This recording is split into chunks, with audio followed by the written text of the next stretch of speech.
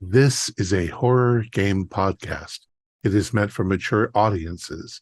It may contain adult language, violence, and sexual themes, as well as shocking revelations.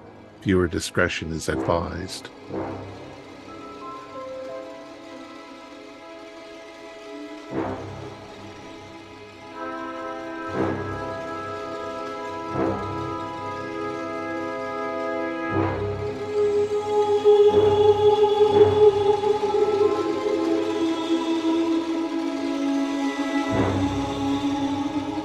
Greetings, fellow investigators, and welcome back to our video podcast, Into the Darkness, where my friends and I are playing the Call of Cthulhu role-playing game. I'm your host, Thom Raley. The scenario is Nightmare at Rusk. It was written by Thomas Bailey, who is also our keeper of arcane lore, and this is episode 2. Our recap will be given by Kun Leiten as his character, Evan Galois. So, without any further delay, let's continue our journey into the darkness. Kun? My family sent me to Rusk State Hospital shortly after the end of the Second World War. The patients crowd out the orderlies by about 100 to 7, and the conditions are even worse. Dr. Victor Smith, who gives me the creeps, has led our group therapy for about a year now. Robert Green is always measuring things and asking me to calculate his plan, which is mostly nonsense so far as I can tell. Robert also says all doctors are trustworthy, and we're here to get better. Maybe there's some truth to that. Daniel Coop, who is another fellow resident, is very keen on keeping things clean. He only gets new sheets twice a week. He wants them changed more often, but 2 times a week should be fine. 2 is a nice prime number. Eugene Agordati is sometimes seen playing chess with his brother Jeremy, though nobody else can see this Jeremy. There's also Juan Castillo, who seems to have it together. I cannot imagine how such a nice boy ended up in this dreadful place. One day Daniel stole some lye. He tried to use it to clean himself off, but it turned out to be this black sludge that crawled out of the tile. And when he looked again, it was just water. We also saw a fellow resident, Al Capone, being dragged away by 2 orderlies. I couldn't sleep for the rest of the night. Juan said he had some nightmare about some devil. The next day, Al Capone, the famous mobster, seemed to have changed his attitude completely. He wasn't Al Capone anymore. He was Albert Capone. He didn't remember being dragged away or anything. After a few months, we saw another 2 patients who normally would just sit and drool. They were playing a game of 42. Robert was counting the tiles on the wall, and he saw some Fibonacci sequence in them. He reacted very startled when he tried to touch the wall. He said his hand went through. Albert, who was painting, who picked up painting since for only a few months, was creating a very beautiful masterpiece of a painting. One of the patients, while I was in the room, put on a record which played Deutschland über alles. I freaked out and I smashed the record, but when I looked again, it was just a Disney recording. Eugene also had a weird experience. He talked about his mother talking to him here in Rusk. His brother Jeremy disappeared for a few minutes, and this mother came into his head telling him that he didn't need Jeremy anymore. Eugene was totally freaked out. Juan was asking around about other people's experience and if they heard something about this mother, but they didn't remember anything. This weird thing was, though, when they said they didn't notice anything, their tongues didn't match the movements of what they were saying. Now it is December. We're taken to a new place for a treatment plan, which should help us get out of here. We went down so many stairs, I thought we were descending into hell, and at the end of our descent, we came into some sort of surgery theater. What are they going to do to us? Right. Well, thank you very much. So where we left off, You've just been introduced to this new therapy as a possibility to get you all well. You've been situated into your rooms. Um, I'd like to start off, actually, this evening with a luck roll from everyone.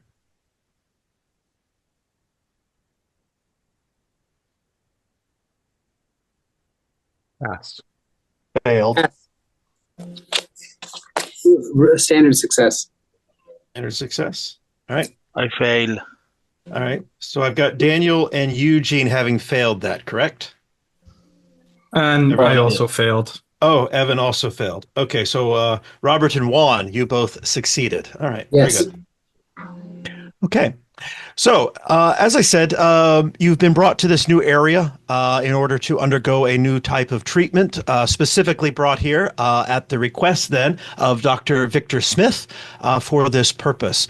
The first couple of days, you've had an opportunity just to kind of get to know the area you're in. One thing that you do notice about the surgical theater style ward that you're now in is, unlike your previous rooms, your actual room's door does not have a lock on it. So you are able to kind of be able to move about a little bit more freely.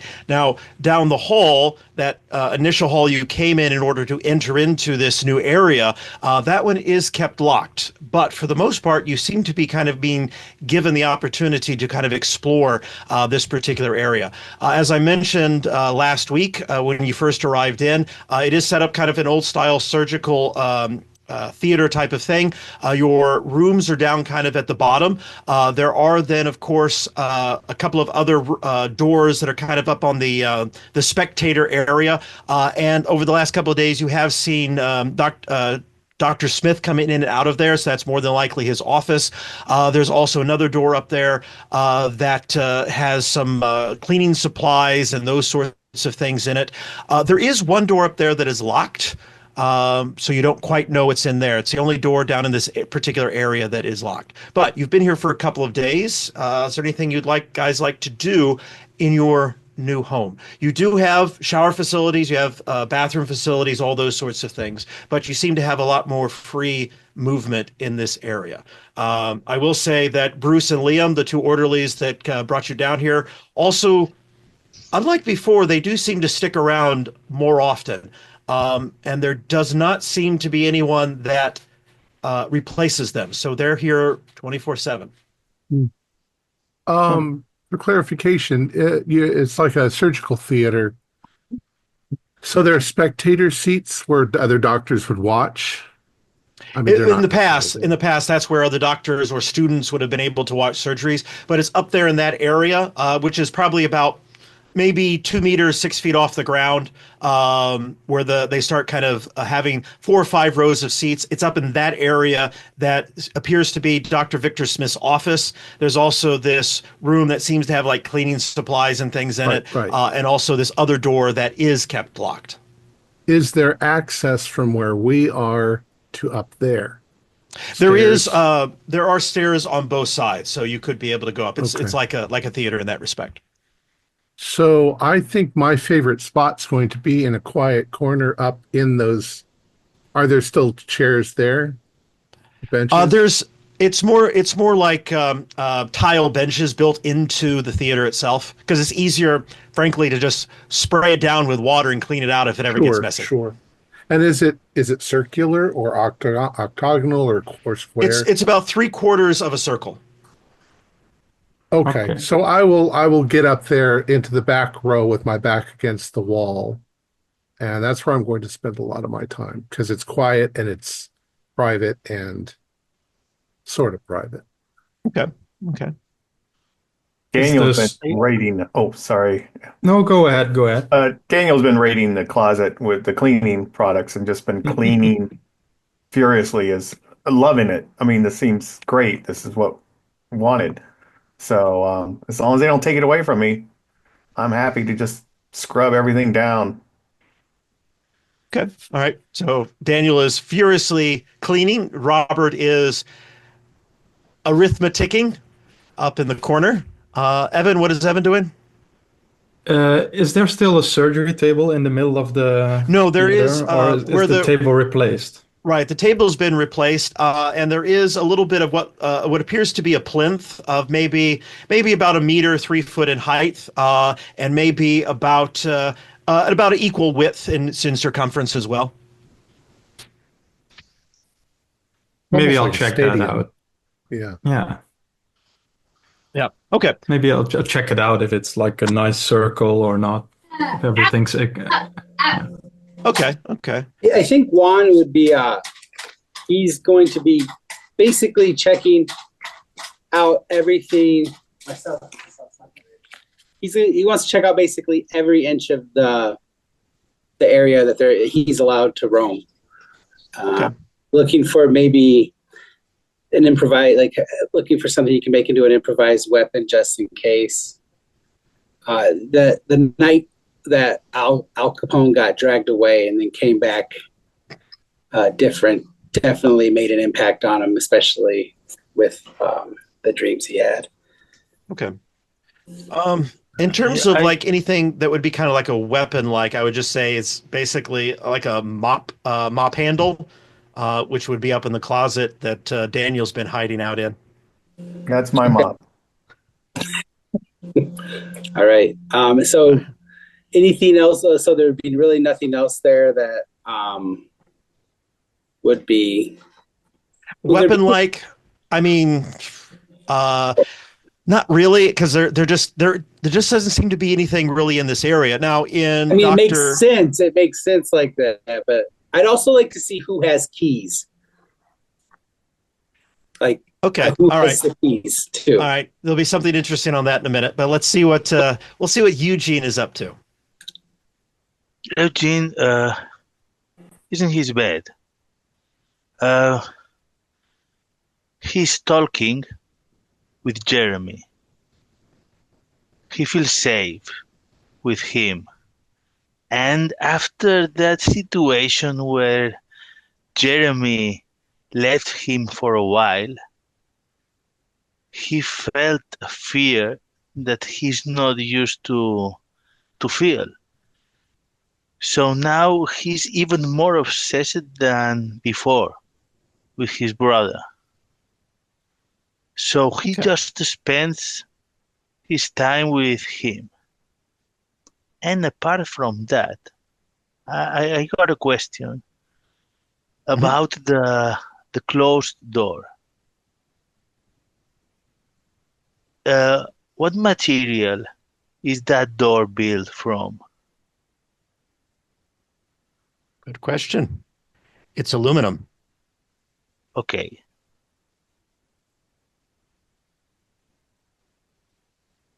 All right. I would like Robert, Evan, Daniel, and Juan to all give me spot hiddens, and I would like Eugene to give me a power roll, if you don't mind. Okay. I'm going to put 60 in spot hidden. It's the most important skill there is. I passed. I passed. Standard success. I passed. Okay. Regular.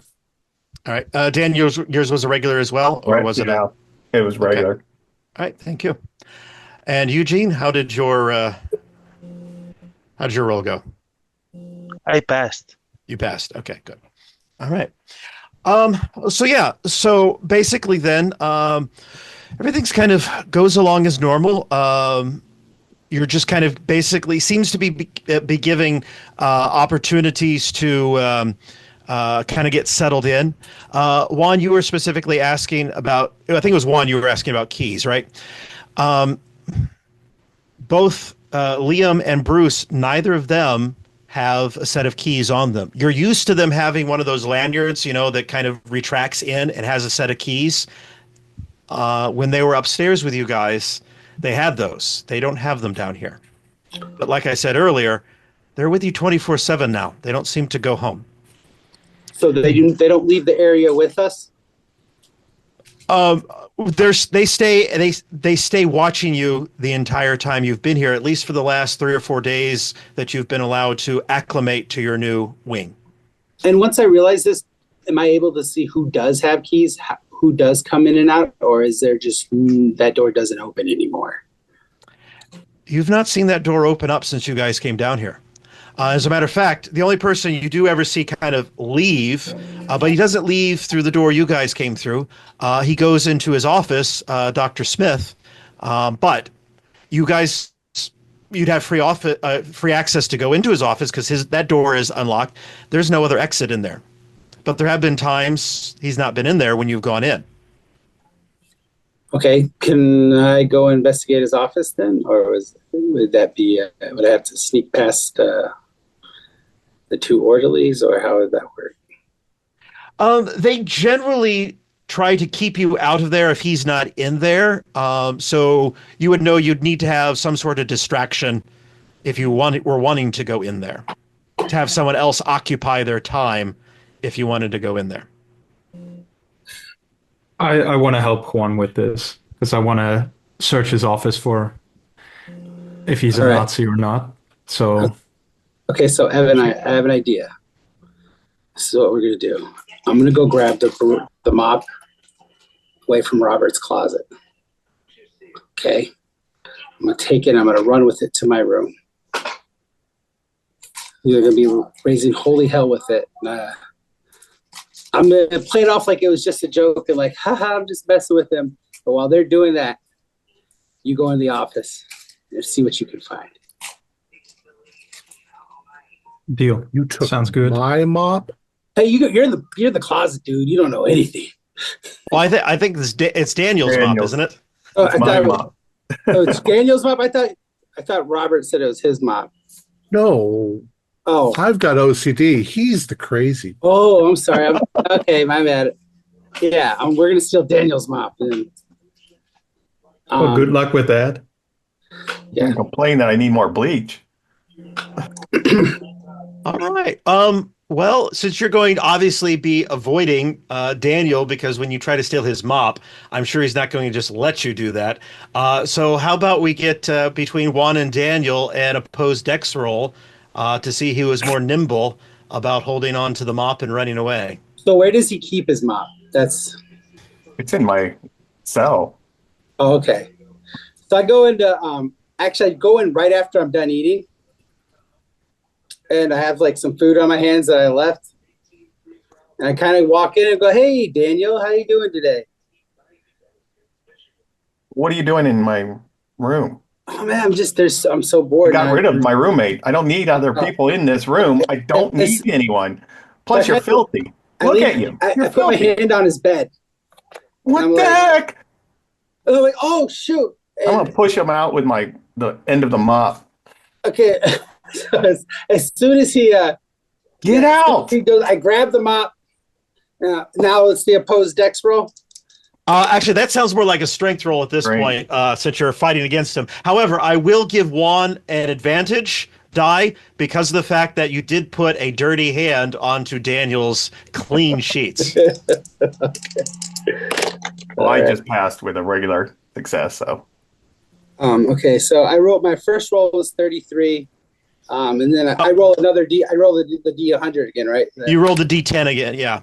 Oh, I got 3. Yeah, I got the same All right, thing. so it's okay. But what's the level of success? Strength. It's just a standard success.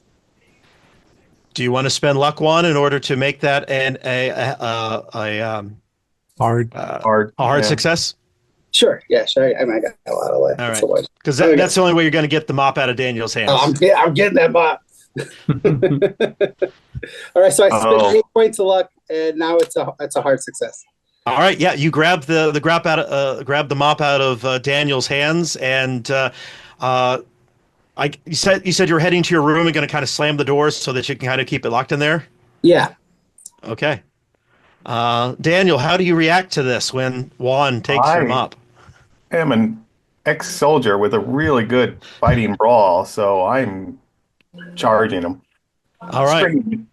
Get out of my room and give me my mop back. All right. Go ahead and give me a fighting brawl if you don't mind, Daniel. And Juan, you can either dodge or just take it. You could fight back too, but I'm gonna try to dodge it. Like I know what I'm doing, and like I'm triggering a guy with PTSD, but like I also have a strong sense of survival. So I'll roll my dodge. got a Can I hard put success. points into that before I roll, or how does this Well, work? with your dodge, because your dodge is already half dex, you can either just put a whole new number in, like if you still have a 60 or something or a 50 or something like that, you could put that in there, or you do have a couple of plus 20s that you can add as well. All right, I'm going to add a plus 20 to that then. Okay, so that makes it 45. All right. Okay, I rolled a 19, so it's a hard success. Hard success. I got a hard success as well. All right, since he was dodging, though, he's able to succeed. So he's able to dodge out of the way, and I would assume then kind of a little bit of a chase kind of ensues with that, which of course then our good friends Bruce and Liam are going to respond to that. So that does give Evan an opportunity to head up to the doctor's office. So Evan, you Okay. head up there. I head up there, feeling maybe a little guilty about doing this to Daniel. You do pass by Robert, by the way, because that's where he kind of hangs out, is up in that area. I'll Liam and the other cannot hear me, so I'll tell him that I'm gonna check out the office. Okay. Robert probably This- okay. This theater is not completely even, I can tell. It's a pretty old theater, Robert. So you know. Don't talk. Go find out what's going on. Yeah, okay. And I'll keep walking. I'll sneak through the door and probably start at the drawers in his desk. If he has a file cabinet, just give it a glance, see what kind of things he's keeping track of. Okay. Do I notice anything out of the ordinary when I enter his office? You do notice that his lab notebook is sitting on top of his desk. So he's not being very shy about it. I'll flip through it. Okay. There are a few things to see. I have actually, because we are in December of 1946, I have 3 pages to share with you. With Project X5329-A98, Project Clear Mind, date 14 January 1946. Preliminary observations and suitability assessment. The transfer process for the specimens is nearly complete. Their resilience is remarkable, far beyond the crude estimations provided by the Americans. The primary concern now is selecting appropriate test subjects.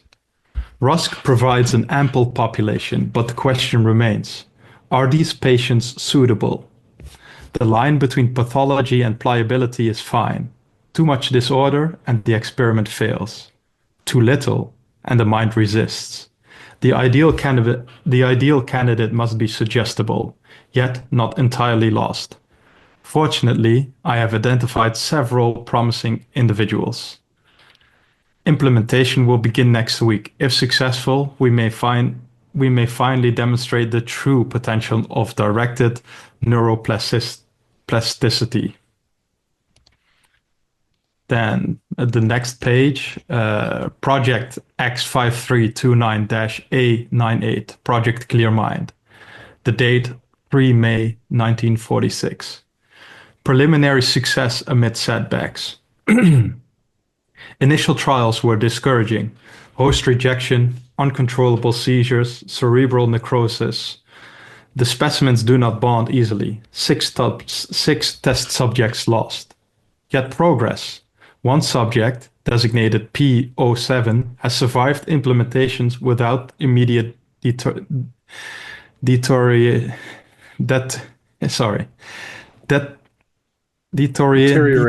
Yeah. Deterioration. Yeah. Early responses suggest integration. The key seems to be controlled exposure, a gradual introduction rather than full implementation at once. Behavioral changes are already observable. P07 exhibits increased attentiveness, a remarkable departure from prior catatonia. More trials are necessary, but this marks an undeniable breakthrough. And then project is again X5329-A 98, Project Clear Mind, the date 12 September 1946. Behavioral calibration and refinement. Fascinating developments. P07, along with two additional viable subjects, P12 and P23, have demonstrated guided personality shifts. Compliance has increased without coercion. Previously ingrained delusions appear malleable, even erasable, with the right reinforcement. More promising still, P07 has begun anticipating my instructions before they are given. A kind of synchronicity, a unity of thought between subject and guide. It is as if the framework itself is rewritable, underlined. But questions persist. Are these changes genuine transformations, or is this merely mimicry? Is the host adapting, or are the specimens? Regardless, this is progress. If this proves stable, the implications are staggering. And then the last, which has a slightly different handwriting, Project X5329-A98, Project Clear Mind, date November 29, 1946. It's not working. I had hopes early on, but the results speak for themselves. The subjects are not improving. They are unraveling. The changes seem promising at first, but now they just go through the motions, repeating things, mirroring each other in ways that don't make sense. I've tried adjusting the approach, but nothing helps. There's no progress anymore, just echoes. The others, the ones who hadn't been, and then infected is crossed out, transfused, are picking up the same patterns and exhibit small insect bites in their hairlines. It's like the whole ward is slipping into something else. I'll be shutting the experiments down soon. There is no reason to continue. Those are it. And I'll definitely note immediately that it's December and the entry of stopping the experiments is in November. So, and it was in a different handwriting. Do I find anything else here in his desk or The rest of the office seems to be rather sterile, and just in terms of the bare necessities of, there's some paper and pencil and those sorts of things, but not even really any books other than the lab reports. are there many pencils? And does Robert have pencils in here? Because otherwise, if there are enough pencils that he won't miss one, I'll scoop one up for Robert because he'll probably like it. But Okay, yeah, there's enough pencils that if you nick one, that it won't be missed. Nothing with chew marks. I had to hurry before our distraction was over. So we can't be too picky, Robert. I'm sorry. Oh, I totally missed like the supervisor at the end. But yeah, the signature of the supervisor at the end is also different in the last sheet. Okay. Outside.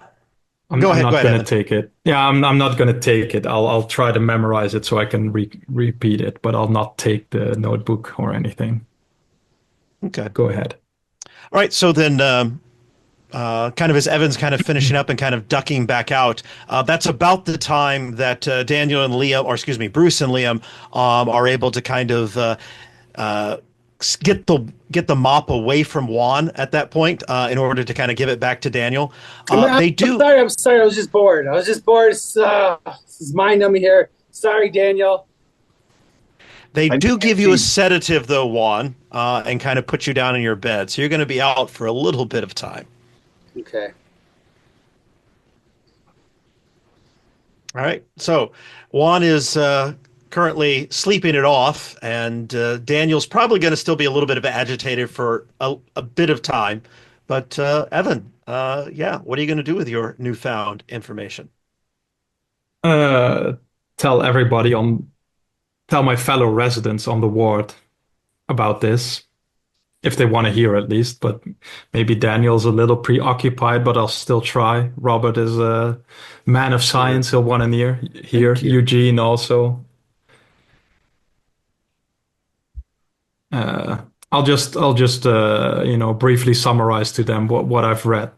That the experiment should have been stopping, but apparently they're still going. That is the handwriting and signature of Victor completely changed.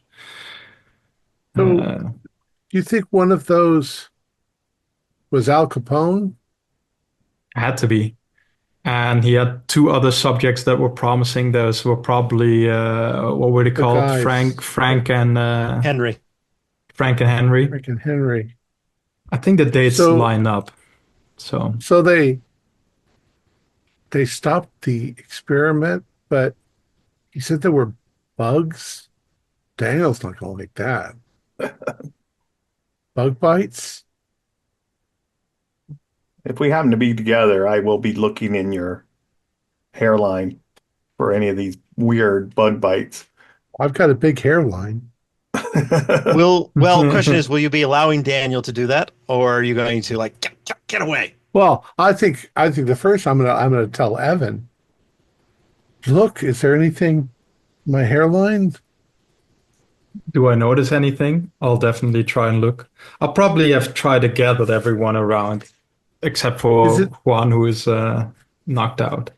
Is it some kind of bug bites or some bugs that he's using? You do find on everyone, Robert, Evan, Daniel, Eugene, and even if you go into Juan's room, you have bug bites right in the back, in the hairline in there. Oh my God. What Like, is there a specific pattern or something to the bug bites, or just kind of random? Is there the same anyone pattern have with anyone everyone? have medicine All or of a first sudden. first aid, medicine or first aid? I'll take either or. I have I 50 can. per day. I'll put 60 in it because I think mathematician. Maybe he did some medicine during his time at uni. Okay. But I rolled 82, so I'm not Can gonna always spend luck, by the way. That's a lot. 22 luck. I'll do it. Why not? Oh, wow. All right. 28 left. All right. So that gives you a regular success. As you're looking, you remember in one of those obscure journals you read when you were studying medicine. Yeah, the pattern is that what you would expect of mites. Oh no. You're a mathematician, right? You know what 2 + 2 equals. 4 if you use the base. It Normal. equals that if there's bugs and the bugs change your mind, and you said that the doctor's signature is changed. That he has bugs as well. What if he's been infected? What if his This place is mites filthy. have gotten out? We need to talk. We need to check everybody, including Eugene. Eugene's been holed up in his room. Maybe he's safe. No one's safe. No one's safe from these bugs. I Do the do or- think, let's Daniel, check. when you are told that you have those same bites, I think that does deserve a sand roll on your part. Yeah, I can deal with that. That's Do the orderlies have hair? Like, They would do. it be I easy? didn't pass that, so Did you say you did or didn't? did not. Did not. I think that's a full D6 on that one, if you don't mind. Ooh, just 2. Okay. All right. Yeah, the both the orderlies, both Bruce and Liam, do have full heads of hair. So it would be hard to spot if they have bites as well. Yeah, unless you were really going to town trying to look at them. I don't know Yeah, how but you would do that, but yeah. Once Evan shows us what they look like, we can all check, can't we? Yeah, yeah. Um, yeah, Yeah, but I'll you go- still have to comb through their hair. you know, I'll go check out. I'll go check out Eugene. Got my brush.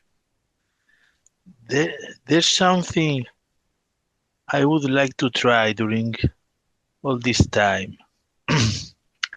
In the last session, when Jeremy returned, he told me that he was in another place, but he didn't want to tell me where. So during this time, I would ask him again to please tell me where he has been all this time that he disappeared. Okay. I really want to know that. And so I will not stop asking him. Okay. And luckily, earlier when I asked you to do your POW roll, you had succeeded on that. And so Jeremy's POW is a little bit weakened, given everything else. So you're able to kind of overcome him a little bit. And he's very cryptic. He says, I was in a dark place. I was so scared.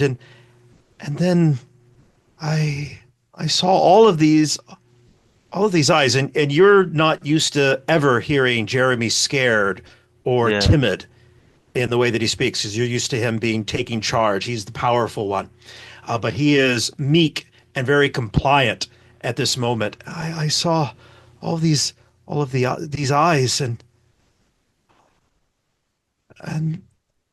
Mother. I just got this feeling that Mother wanted to consume me. Jeremy, you are strong. You cannot be scared. I don't like that. Mother is. What should I do? Can I Mother's help too you? powerful. No, we have to submit to Mother. We must do what Mother asks of us when she calls. Well, if you tell me to do, I will. Of course, Jeremy. You know, I obey you. You are the strong one. When you say that, you hear Jeremy cry. I should make a sanity roll, maybe. I think that deserves a sanity roll. Yes, given your background. I failed. Give me a D6. 3. All right. Holding it together. All right. But yeah, Jeremy is afraid. He's frightened, and he is very submissive right now. Okay, me too. Then. Okay. All right. Out of the door, Evan, that you had recently came out of after you had read the lab notebook, out of his office comes Dr. Victor Smith. He says, good afternoon, everyone. I hope you have all settled in and you've all got your breakfast and your lunch today. I'd like to have this opportunity to really begin our session, if that is okay with everyone. If we could all gather down in the well of the theater, I'd appreciate it. And you see then that Bruce and Liam bring out chairs like you're used to when it comes to group session. They kind of bring those out and kind of put it around then in that surgical area down at the bottom. Dr. Smith, can I ask you something, please? Of course, Eugene. Okay. Who is Mother? Who is Mother? Yes. It's an odd question, Eugene. Jeremy told me about her, but I have not met her. I don't know nothing about her, but I look at him almost crying. But Jeremy is scared. Well, Eugene, let's maybe we can talk about this during our group session. Would you like something to help calm you down a little bit before we begin, Eugene? No, don't do it. No, I'm just kidding. Am I up for this, or am I? up. You're a little woozy, but you are up for it. Okay. Can I ask a question for the GM? Yes. So Dr. Smith came out of his office a little after me. There About was no... 20, 25, 30 minutes after you, yeah. Not immediately after. Okay. And there has to be some way, there's some other door in his office which he came through then. Or did we see him enter his office No, you did not as see him well? enter his office. You just saw him come out of his office. And when it was You've never seen him go in and out of this area in any other way than through his office. Okay, and when I was there, did I see like a kind of door or something? I probably missed this, but You did not. okay. Okay, that I'm satisfied. I'll go to group. A little freaked out, but yeah. Daniel's not going to group. He's in the shower with the hottest water possible in his clothes and just scrubbing his hair as best he can with whatever soap they have. They are waiting patiently for Daniel to arrive because you cannot begin group until everyone is present. After about 40 minutes or so of Daniel in the shower scrubbing, Bruce does come in and say, "Daniel, it's time for us to join group. Everyone's waiting." No, we're all infected. Look at these. We've got some kind of mites or something on us. Turn around. Let me check your hair as I reach for him. Daniel. I'll tell you what, Daniel. I have a stash of bleach. If you come to group, I will give you the bleach afterwards. And something to cut my hair. I can cut your hair if you wish. I cannot give you a pair of scissors. You know that, Daniel. I think I need to shave all this off so you can see. It's right here. As I'm showing them, well, probably scalding and scrubbed red raw area. I will. I can have the barber come down and he can give you a buzz cut afterwards, Daniel. But we do need to get you to. You do need to go to therapy, to group therapy. I won't fight him, but I'll come out dripping wet in my clothes. So at least you're wearing clothes. All right. So you sit down, just kind of dripping, sopping wet in your chair. And Dr. Smith says, glad you're able to join us, Daniel. Now that we are all here, we can begin the process of our meeting. Now, Juan and Robert, to you guys, seems like the meeting's going like every other group session you guys have ever had. You're talking about your issues, you're talking about your problems, et cetera, et cetera, et cetera. Now, for those that failed that luck roll at the beginning, doesn't seem that way to you. One of the things you notice, so this is Daniel, this is Eugene, and this is Evan, who initially failed their luck roll at the beginning of the session. You feel as if you are strapped to your chair, that you're in restraints, unable to move. You see then the plinth that's in the side, in the center then of this circle that I described a little bit earlier, about 1 meter, 3 foot tall, about 3 foot in circumference. You notice as it starts to kind of dematerialize, and there just seems to be this kind of gray kind of smoke that kind of begins to emanate out of it. And as it becomes to approach you, one of the things you do notice is that it seems to be, for Daniel, a very similar thing that he remembers seeing the other many, many nights ago that happened when he tried to mix his lye in water. This smoke, this gas seems to be moving kind of organically. And you guys see it, even though you guys are strapped down, you're not able to say anything. And I'm sure, especially Daniel, but I'm sure that Evan and Eugene as well are all screaming at the top of their lungs as they're seeing this happen. But these kind of moving organic matter begins to invade your mouth, invade your nose, and kind of completely kind of engulf you. As you are standing there kind of helpless, being strapped down as this is happening to you. This goes on for a good 45 minutes, about the length of your normal session. I do need sand rolls from all three of you.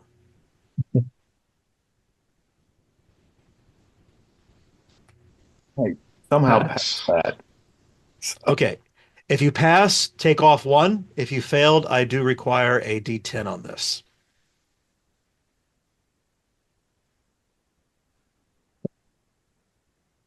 Okay.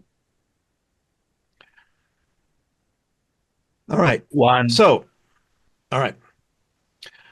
So, like I said, this goes on for about 45 minutes.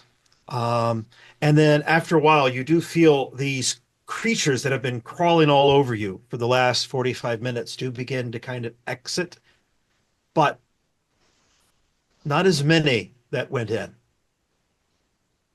And they go back into the plinth that's in the center, and it begins to kind of re-solidify. And as you're kind of sitting there, you're kind of thinking, and you start to hear Robert and Juan talking about their various issues. Dr. Smith is kind of responding to what it is that they have to say.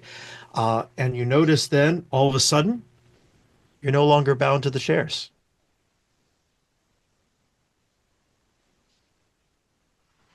I'm not sitting there anymore. I'm up, trying to get out of there.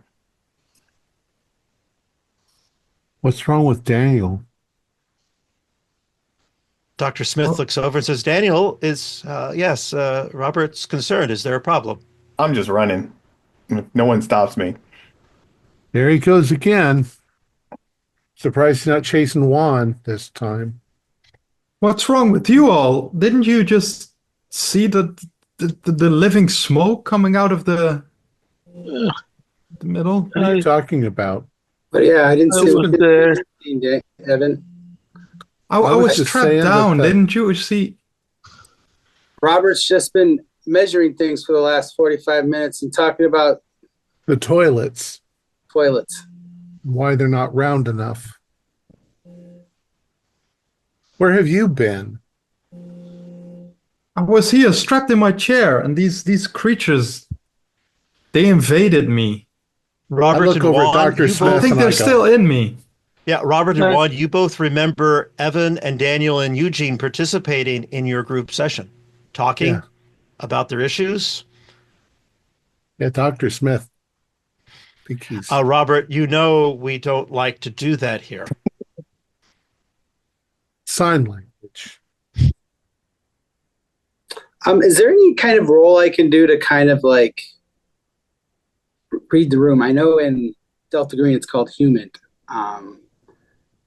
but Give me a psychology roll. Psychology. psychology, that's 10%.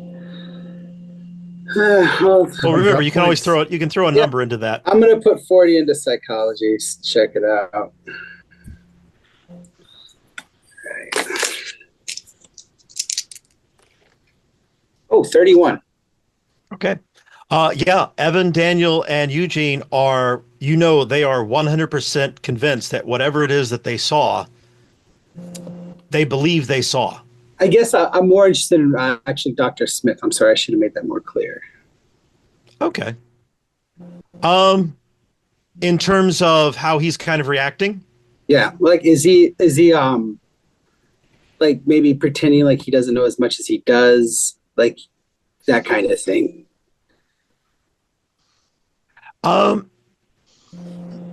he appears to you to be trying to de-escalate a situation because Okay. he knows He that always does, yeah. Daniel is obviously very upset. Evan and Eugene, even though Eugene has kind of sitting there quiet at the moment, does look a little bit agitated probably as well. And so he's in a de-escalation mode. And as a matter of fact, Liam has gone off to chase after Daniel to bring him back. Maybe Evan, it's the bug bites that are affecting you because I didn't see anything. Bug We've been bites? sitting here talking. What bug bites are there? What are you guys talking about? Bug You bites also on- have the on bug Your bites. head. I don't do it. Can I feel them? There's some slightly raised bumps, yeah. Where See, did those? like mine. Not sure mine. I look at Roberts and It's bed bugs. those are hard to get rid of. Hmm. I guess I'm kind of freaked out because I never noticed him before, and I guess I kind of give a look at Evan because he was my co-conspirator. I'm going to say we all have them. And as I do, I'm going to stand up and walk around behind Dr. Smith and see if I see bug bites all over the back of his head. Give me a spot hidden, but since he's not cooperating, he's not stopping you, but he's not cooperating with you, I'm going to ask for a hard. Because you really can't comb your fingers through his hair. Yeah. I mean, you could. Yeah. I can only put 50 in spot hidden. I've used up my 60s. I got a 007. All right. So I'm James Bonding him. You're James Bonding him. And he has a very, very clear pattern of the same mite bites that all of you have. Doctor, you have them too. Bug bites. Must be bugs in here. I think that's what Daniel freaked out about, was the bug bites. Oh, probably. He kind of feels the back of his head. Yeah, I'll have the barber come and shave all of your heads. We'll do our best to fumigate and Can I do a psychology roll on that to see if he gave anything away, like if his visage cracked or anything like? Sure.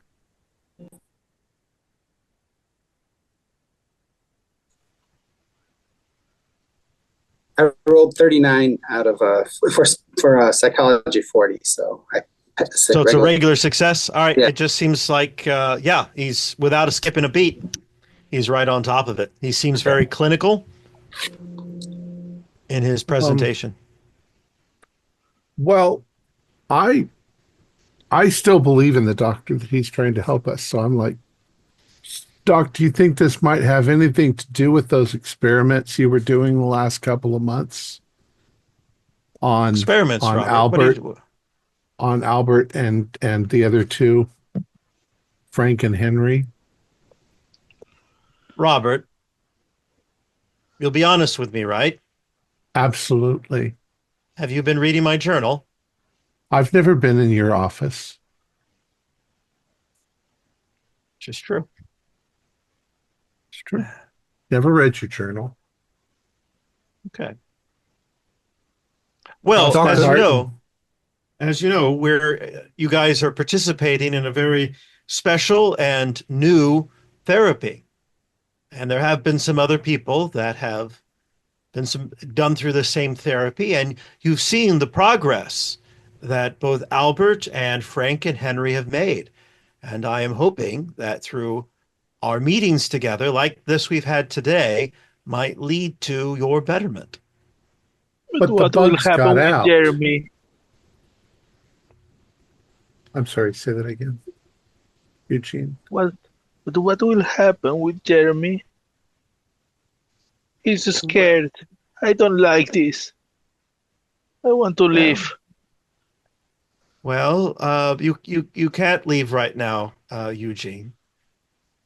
We will do everything we can to help both you and Jeremy. We'll do what's best for you. But he's scared. I know he's scared, and so are you right now, aren't you, Eugene? Yeah. But remember, Albert was not scared. Frank was not scared. Henry was not scared. And you've seen how much better they are now. But imagine both you and Jeremy both better. We haven't seen them.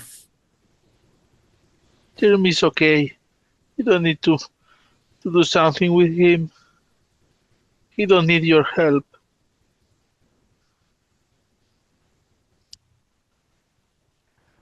Well, you might think differently in the morning, Eugene. I suggest we all go to bed, and we will meet together. About this time, Liam, who went off to get Daniel, has caught up with him, given him a bit of a sedative to calm him down, and kind of brought him back. But Dr. Smith says, yeah, I think a good night's sleep will be beneficial and helpful to all of you. Where do they keep the sedatives? Give me a spot hidden. I'm using all my luck for this one. I don't care. I actually I have 65 and I have a hard success. I rolled 25. All right. Seems to be pulling him out of his pocket. But I will say this, is that his pocket, with your hard success, his pocket does not seem to have anything in it before he pulled out a sedative. But there happened to be a sedative there when he reached in. Magic pockets. Fibonacci pockets. Okay, so I noticed something weird about his pocket. Like is that what you're saying? Like, right, basically, there was not a syringe shape bulge in his pocket until right before he goes to reach in, and then all of a sudden there is a syringe shaped bulge in his pocket that he pulls out in order to administer to, in this case, Daniel, because he's the one that needs it at the moment. okay. We're all crazy. You are in a state hospital for the mentally insane. That is true. But Dr. Smith, after he says, "I think you all need a good night's sleep," he rises from his chair, walks up the stairs, up into his office, and disappears. Turns off the light. Click, and the light goes out. Does his office door have a window? Can I try to follow him sneakily and see? There's not a where he window in his goes office. in There's the- not a Okay, then window in never his mind. window. But if the light's off, you could probably see under the door, maybe. After he leaves, I approach Evan and I'm like, what did you find out? What did you see? There,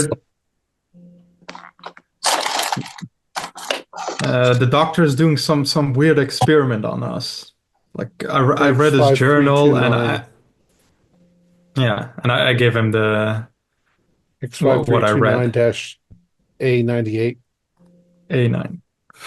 I remember numbers. And so there's bugs in us now. Is that what's going on? Well, you said the bugs. Look, I got and, so, bug bites. and I'm like, we need to get out of here. What did you see a minute ago? You said that you didn't see. Me? Yeah. Didn't you say that that something was trying to get inside of you? Not me, no. I just felt the bug bites on the back of my head. So Evan saw the bugs trying to get inside of him. Yeah, he's the one that saw we passed and Daniel and Eugene. Yeah. Well, tell us what you saw. They were over my skin. So the bugs came from where? I don't know.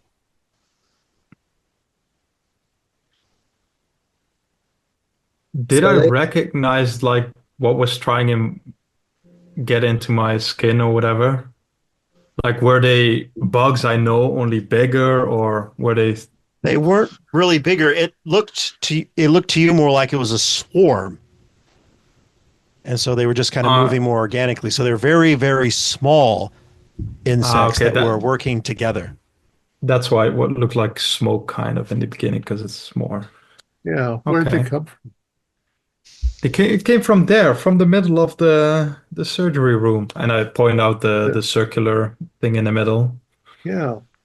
What does this look like? Does it look like it's made out of marble or metal? Give me an engineering roll. If I tap on it, it's solid, right? It is solid. It's solid. How do I get a 99 in engineering, and I'm an engineer? Part of that, part of that is, you are in a mental institution for a reason. I can tell you how big it is, how wide it is, how round it is, but you cannot tell what it is made of. It is not a material of which you are aware. Is it something you could pick up and move, or is it like attached to the floor? It seems to be attached to the floor, yes. Are there I'm going to bed. Is there any kind of like rocks or rubble in this area? That Nope, it's all actually quite clean because if you remember, when you came in, it smelled of that wonderful bleach smell that Daniel loves so much. okay. So this place has been really, really cleaned. Try knocking on it a little. Does it ring or does it make no noise really at all? The plinth. It's seems to be it just kind of it's solid, and so there's no hollow sound to it. Okay. It probably hurts to knock on it. So I'm like, I don't know. I don't know what's going on. Maybe we go up and check and see if let's go ask the professor. Let's just go in and ask him. He disappeared. He came out of nowhere. I was in his office like half an hour before he came out of it. There's no other door there. And we Maybe didn't he see has him go in. a secret entrance behind a bookcase or under his Let's go and desk. check. I see Daniel already moving up there. So Where are the let's guards? follow him. Um, at the moment, they're just kind of walking around. And as long as you guys aren't doing anything strange or bizarre, then they're just kind of leave you to it, as they've kind of done for the last several days. As you on that time when you were kind of settling in, they kind of gave you kind of free reign to kind of get to understand the place. And for the most part, as long as you're not doing anything disruptive, like when Juan tried to steal Daniel's mop earlier, they kind of left you alone. Well, let's just go up and knock on his door. I mean, they can't get mad at us for knocking on his door. Bring them up. I'm up there with The mop is the you go to retrieve the mop from Daniel in his room. Daniel's not there. Neither is the mop. Okay, so we go, and I see Daniel at the top of the little stadium thing. No, you don't see Daniel, He went to bed, maybe. and he's not in his room. He went somewhere. Did we see him try to go to the office or somewhere? Or Daniel, Is were he- you trying to be secretive? Yeah, my stealth is 70. Oh, Okay. Well, all right then. Okay. Yeah. So you guys, because you guys were in conversation, you did not see where Daniel went off to. let's go knock on Dr. Smith's door. I'm going to start walking that way. I go with them. All right. Before we get there, Daniel, is there anything you want to be doing with what you have discovered? I am making a stack, getting it ready, and I want to set fire to that dais. Build a fire. You're going to bring you're bringing the I'm bringing the materials books that you out found and- down there. yeah. All right. So then, as you guys are going to the doctor's office, you see the door open up, and Daniel is carrying things of paper and books, and you do notice that there is a lighter that is in his hand. He's just kind of carrying these things, and he's moving down towards the plinth. So he's coming out of Fire. Smith's office. He's coming out of Smith's office. Fire will clean it all. Fire will Is get the rid of doctor in there? Is the doctor in there? We saw him go in. I don't know. Fire will get rid of those insects. That'll purge this. I'm like, whoa, whoa. Whatever. We can't light anything on fire here. It'll kill us all. But won't. Shut up. I'm burning. I'm going to go into Dr. Smith's office. It's open. Robert, you're going in. What is everyone else doing? Daniel's heading down to the plinth to start a fire. Who's going with Daniel? Who's going with Robert? I'll follow Daniel. He has a righteous cause. Like what I'm I saw. I'm Grab going that with chair. Grab that chair, Evan. That's wood. Yeah. Well, I will have to say that the chairs that were brought out for your group session are no longer there. Is there a chair in the doctor's office? Oh, sure. There's a nice big leather, Yeah, it'll burn. big executive style chair. Grab that, Evan. My strength is 40, but I'll certainly try. Oh, it's a chair. You can move a chair. Don't worry about that. What Okay. are you guys doing? Don't worry about it. We're cleaning. The guys are just going to stop you. So Evan and Daniel are heading down to the Oh, well. plinth with all of this flammable material. Juan and Robert are going into the doctor's office. What is Eugene doing? Eugene is looking from the distance. I know that something is happening around, but I don't want to be involved because I'm afraid, of course. Okay. But I'm curious about what they will find in the doctor's office. So I'm in the distance looking, trying to hide myself a little. You know, I don't want problems, but I want to know what's happening, what's going on.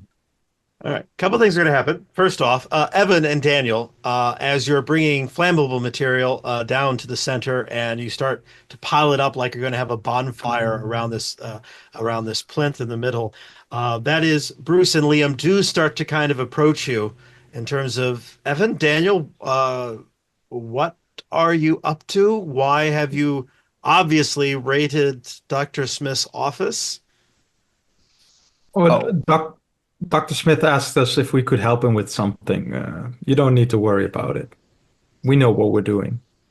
As I'm clicking the lighter to set this book or these papers on fire. Evan, I know that's not true. And Daniel, give me a luck roll.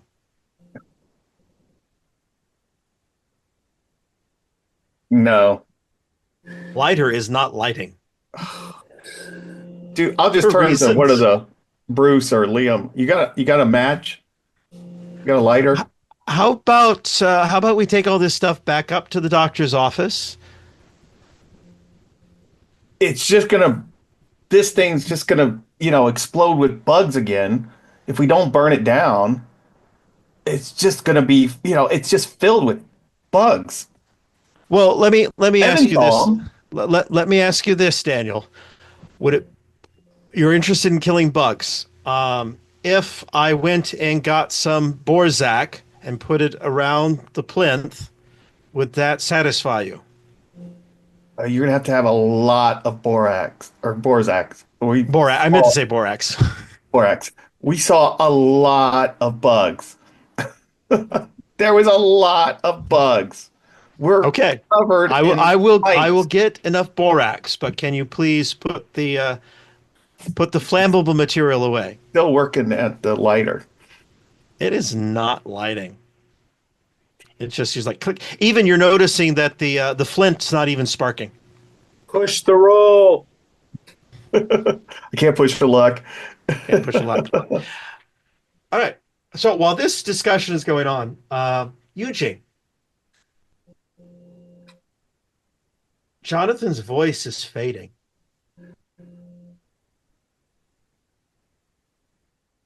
I look around.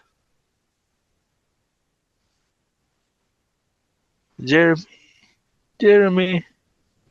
He sounds like he's off in the distance. He's calling to you, but he sounds off in the distance. And you do hear him saying, "My time is coming to an end."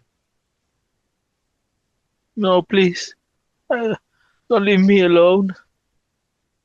Well, I try to identify where that voice is coming from. So I try to go in that direction. Behind the locked door. I go to the door. I suppose I'm in front of it. And I start hitting the door with and I'm calling. Jeremy screaming. I'm making a lot of noise now. I think everyone in the place is listening to what I'm making because I'm really desperate and Okay. Right. you know. Before we get to that, because we do have Robert and Juan, we're heading into the doctor's office while everything was going on at the same time. We'll jump over to them in a minute. But I will one last thing, Eugene, before I do pan the camera over to Robert and Juan, is you do hear again, as I said, Jonathan seems to be off in the distance. He says something. to the effect, he basically says to you, "You've accepted Mother," and you don't hear him anymore. So when you say Jonathan, you say Jeremy. Jeremy, excuse me. Okay, okay. Uh, so that's a tragedy for me. That that last speech. So I say no, no, no, Jeremy, no. Okay. I- As you're banging on the door. yeah. Robert, Juan. So while the discussion between Daniel and Evan are happening down near the plinth, Robert and Juan, you have the opportunity to go into the doctor's office. It does seem to be in a little bit of disarray because Daniel was in there kind of scrounging around for some flammable material. But what do you want to do now that you're in there? I want to do a spot hidden, see if I can see anything that they may have missed in the previous. And I want to see if there's a secret door leading out. Okay. Yes. Both of you can give me a spot hidden then. By carefully measuring everything in the room. I rolled a 33. A 32 is my heart. I'm going to spend a point of luck to make it a hard success. Okay.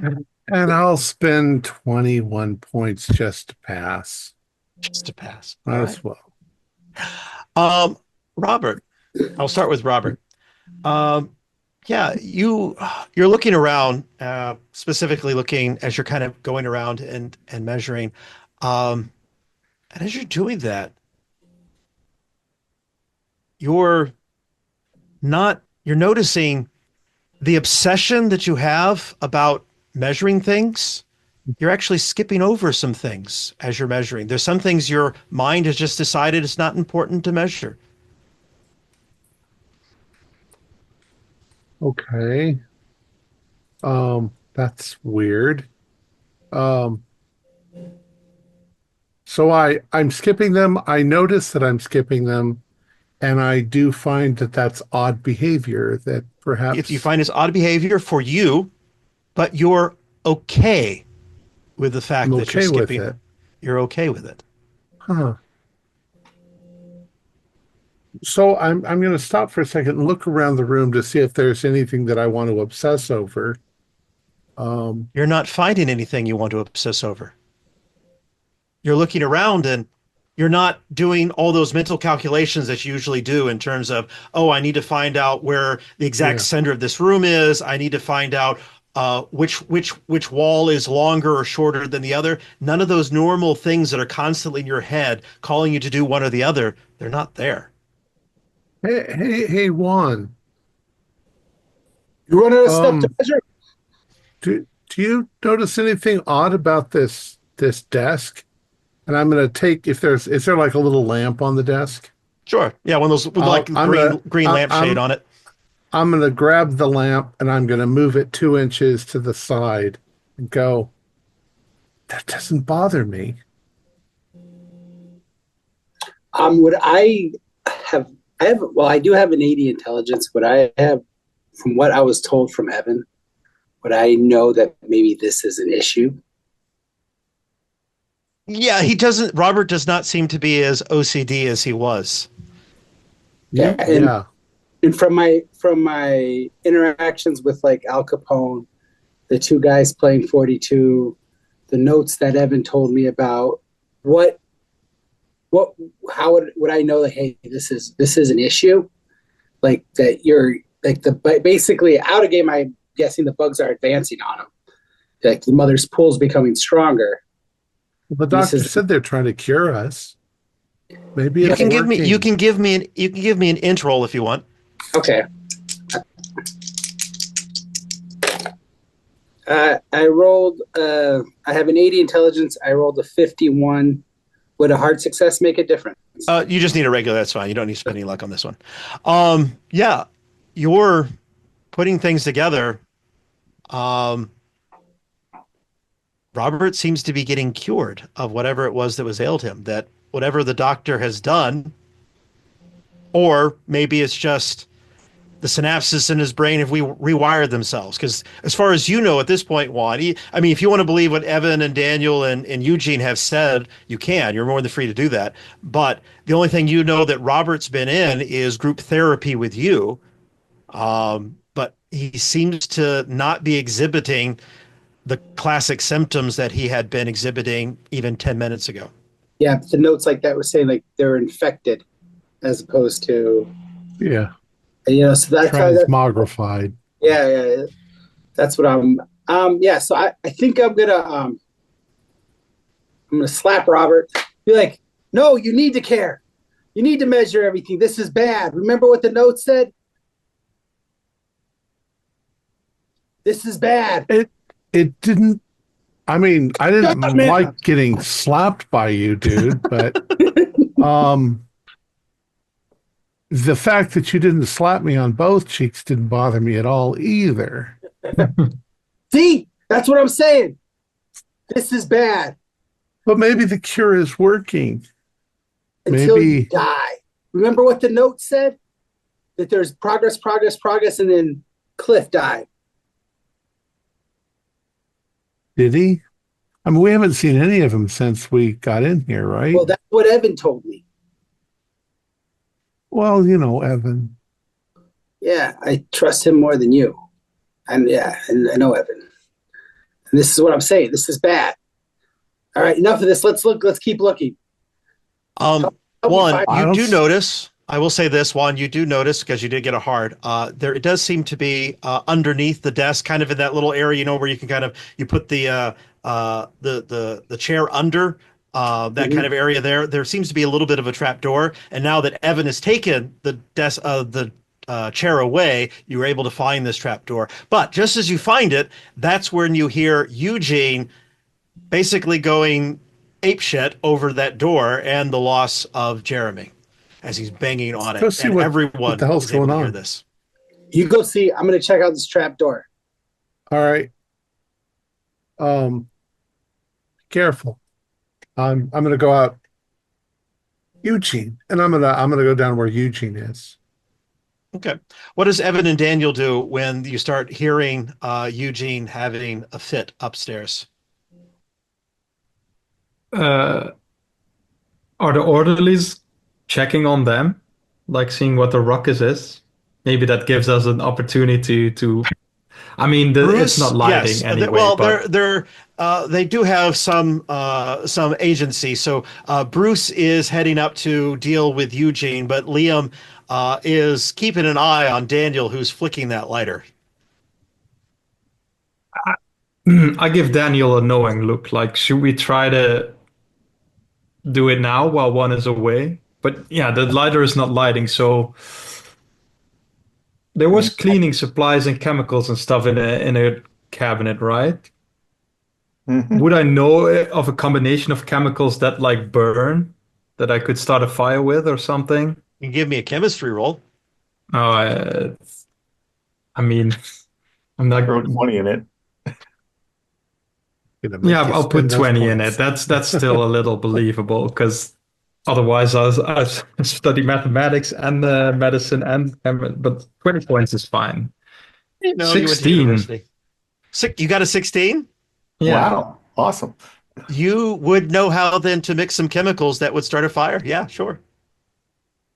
I'll definitely try to do that now that one is away, and non-verbally try to communicate this with Daniel, like, this is our shot. Okay. All right. All right. Just want to give a little bit of a shout to Juan as he opens up the hatch. You do see a old set of what are those things called? Like a fireman's ladder that seems to go kind of straight down into the darkness. Okay. So it's like a rope ladder? Well, no, I mean, it's made out of metal, but it is kind of like a fireman style ladder. Okay. I pick it up. I want to pull it out of the thing. Okay. Give me a strength roll, because it's not light. Wow. I love these dice I bought today. 39.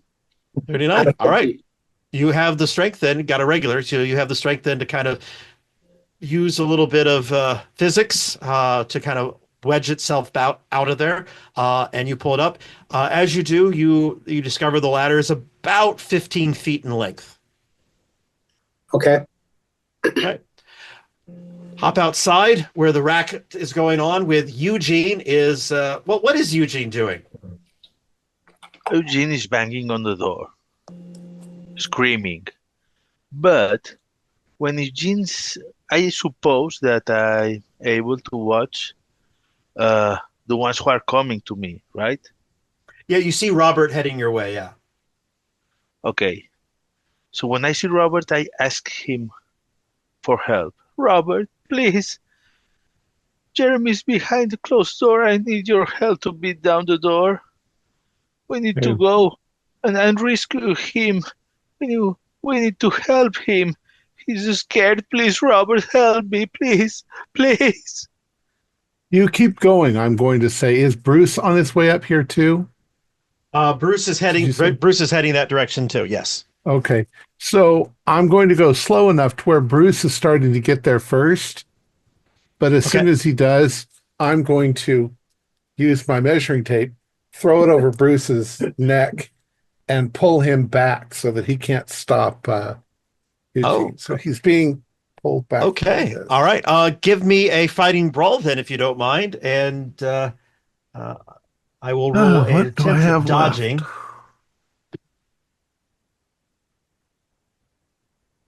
I got a regular, by the way. Okay. And I got a 46 out of 40. If I get a regular also, then he dodges, right? Yeah, because he's just dodging. I'm just going to fail. I'm going to dodge, but I might try again. Okay. In next round.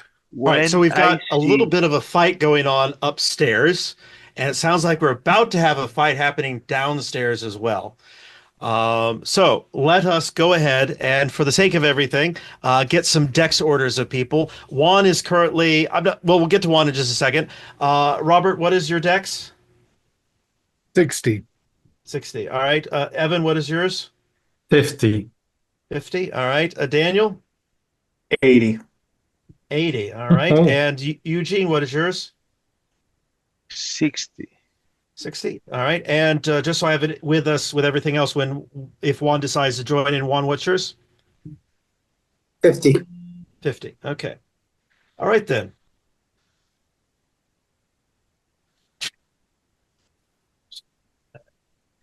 All right. So in all of this, Daniel, with your 80, you have the highest dex. What is it that you're wanting to do? You won't give me matches? I know you have some on you, and I'm going to take a swing at them. All right. All right. So it's Liam is down with you. Okay. Liam. All right. So give me a fighting brawl. That's a regular. Could make that a extreme or hard if need be. Well, I rolled a 70, so he's not able to dodge it. So go ahead and roll your damage. Not gonna be much. I'm wrong. 2. 2. Okay. All right. Next up, both Robert and Eugene, you both have 60s. So who wants to do something here, Eugene or Robert? Well, I'm going to try and knock Bruce off his feet. Okay. I'll slam into him. Yeah. All right, give me a fighting brawl, and since Eugene is going to assist, I will give you an advantage. And Bruce is going to try to actually fight back on this one. Okay. I have to spend 4 points to pass. Okay. I rolled a 97. Oh. That's great. I'm gonna spend the 4 points just to pass. So we knock him off his feet. I swing my thing down, wrap it around his feet and pull, and he falls. Yeah. And I will say, actually go ahead and okay, so roll me a D3, Robert, if you will. because he's going to take a tumble down those little steps there at the theater. 3. Okay, so he's going to take actually 3 points of damage as he kind of falls back down about 4 flights of stairs. All right. So since Eugene, you are assisting, that then takes us then to Evan and Juan, and actually both Bruce and Liam also have 50s. So I always personally prefer for having you guys go first, giving you guys the opportunity. Bruce can't do anything anyway because he already attempted to fight back. But Evan and Juan, who would like to do something at this point? Juan, you're in the room, so you're not quite in battle. But is there anything once you do? Yeah, I'd like to once I pull that ladder out, close the door, and then put the desk, the heavy part of the desk over the ladder, like where the feet are, I guess you can say. So you're wanting to cover the hole with the desk. Yeah, so they can't be easily pushed up. Okay, yeah, not a problem at all. So your turn will then be moving that. Evan, what is that you would like to do? I notice I hear Robert and fighting upstairs, right? Yes. Yeah, okay. Then I'll think this is my chance, and I'll try and hit Liam. Okay. With my 25% brawl, and then I'm not going to put points in because my character is definitely not a fighter. 73. So definitely 73. Definitely fail. All right, you're unable to connect with them. All right, it is then though Liam's turn, and he is going to. Oh shoot! Which one, does he think Evan or Daniel is more of a threat? Probably. Well, he's looking at Evan saying, "Yeah, you're a beanpole. It's not going to do anything." So he's going to try to stop the pyromaniac. So he's going to try to knock out. He's going to try to knock out Daniel. Actually, no, he's not going to try to knock you out. He's going to try to grab hold of you. So that is a contested strength roll, if you don't mind. Okay.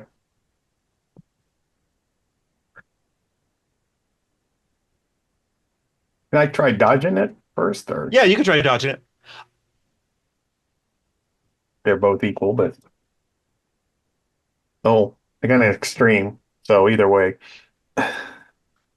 Actually, it's interesting. I got an extreme as well, but if you're dodging, that I'm means dodging. he's not able to hold on to you then. Because I That's rolled fine. a I'll 14. be slippery from them. You are a slippery little fellow, aren't you today, Daniel?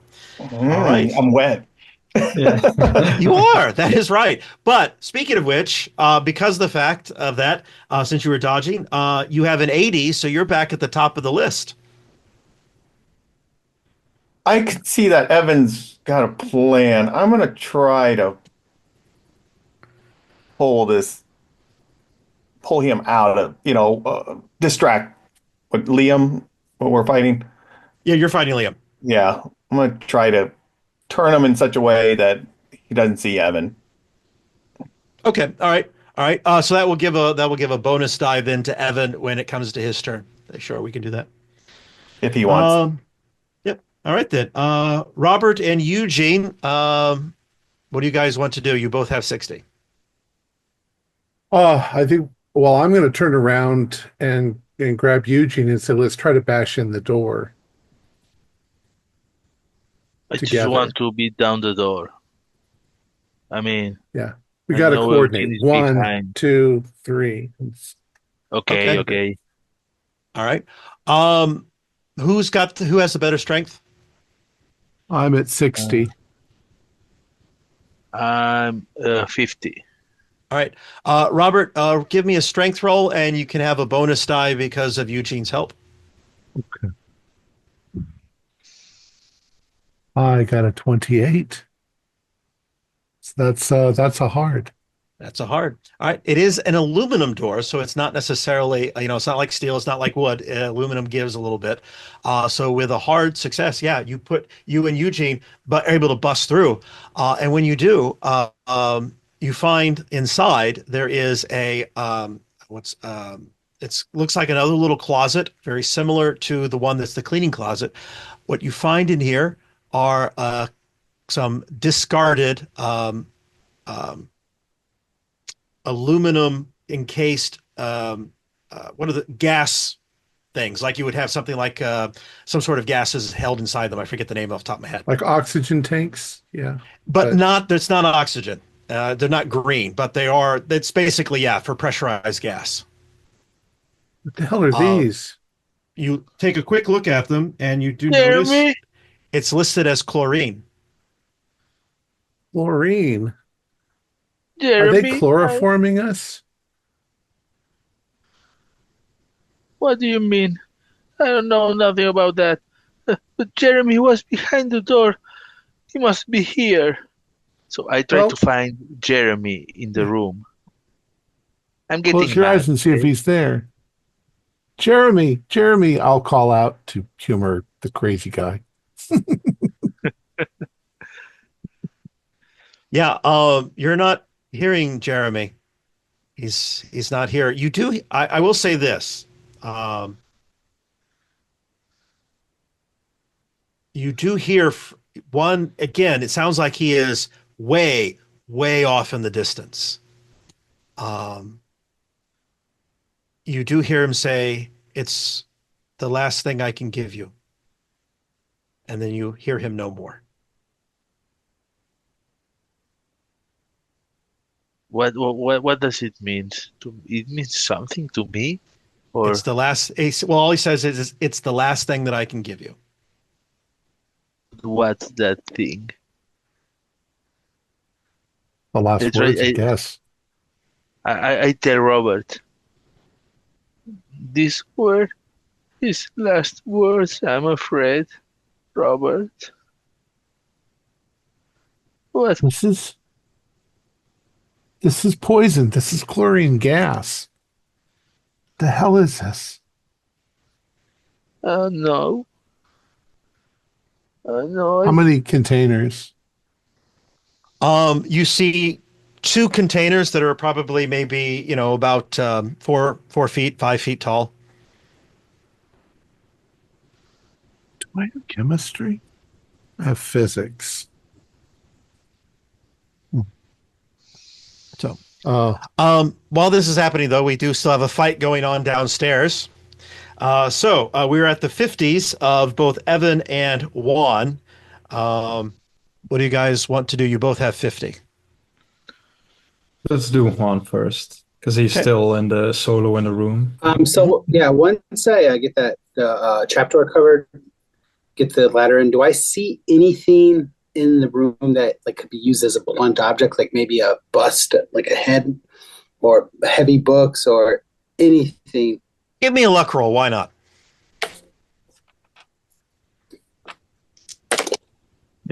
Break I have- off a leg of the. Yeah, I have 61 luck, and I rolled 29.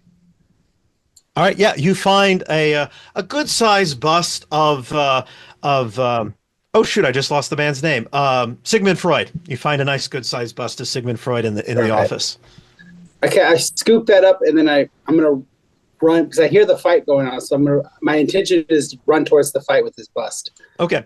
I will say, as you get outside the door, you do see that Bruce is kind of getting himself up and is obviously about to make his way towards the area where both Eugene and Robert are at. Am I close enough to just kind of like, con? No, because he kind of fell down, so he's a couple of levels below you. You could throw it at him and try to hit him with it. What would I need to roll for that?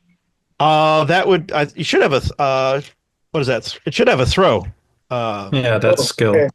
Yeah, there's a throw 100% skill. base. I'll do a I think. throw. I'm going to put 50 in that. Okay.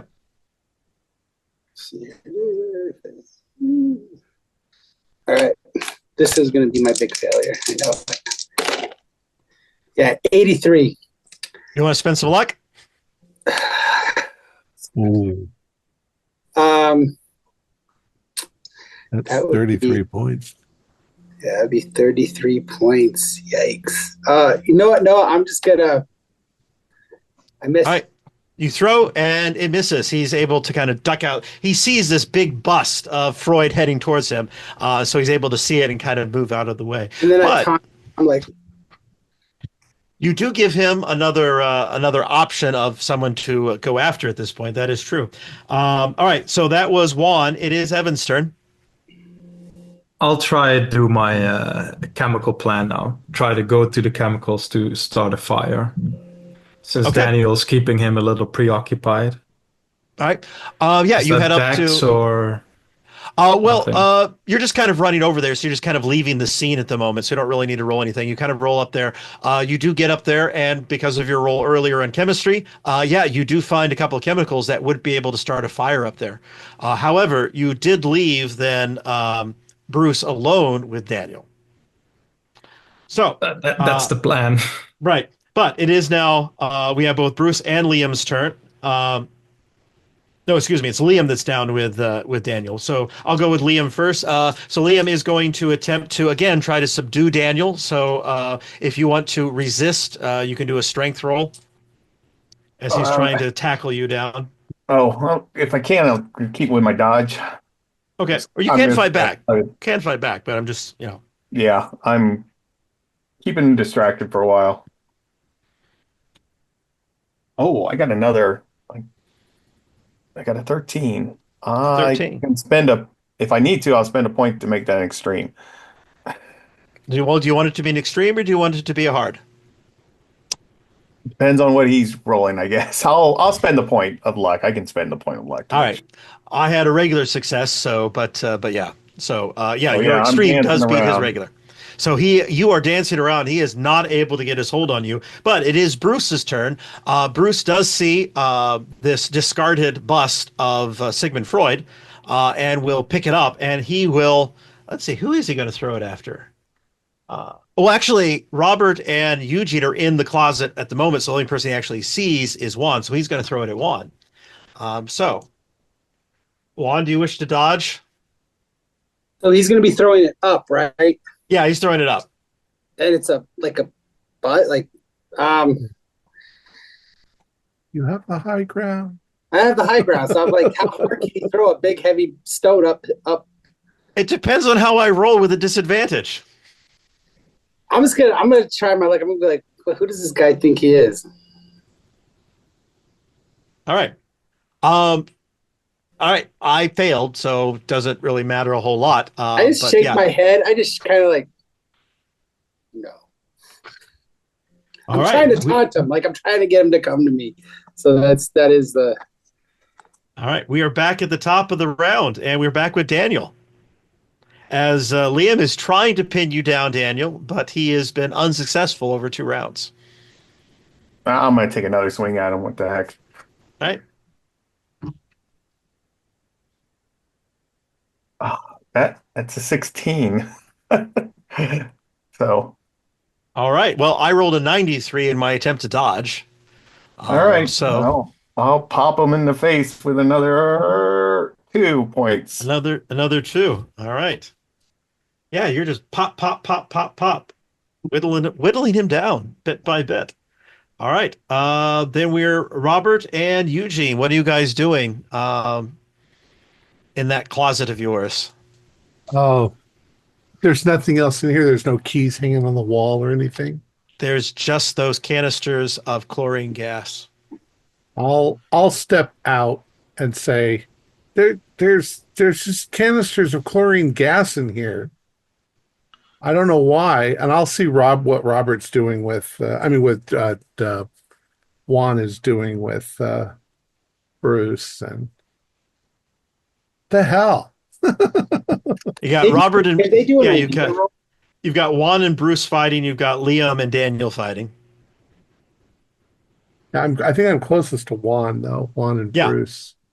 I'll just go join Juan while Eugene is looking for Jeremy.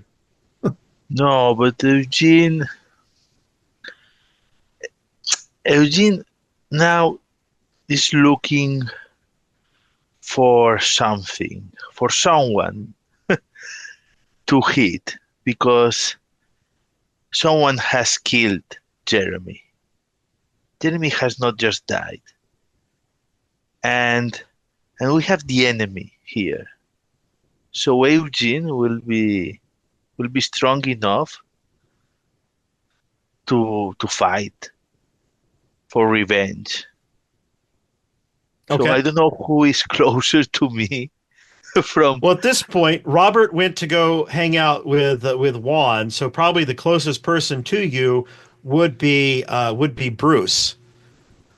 So So Are you Bruce wanting has to attack him with your hands, or are you wanting to grab some sort of weapon, or what are you wanting to do? no weapon. My hands are enough now. And Bruce has a new problem called Eugene. All right. Give me a fighting brawl then. Okay. Uh,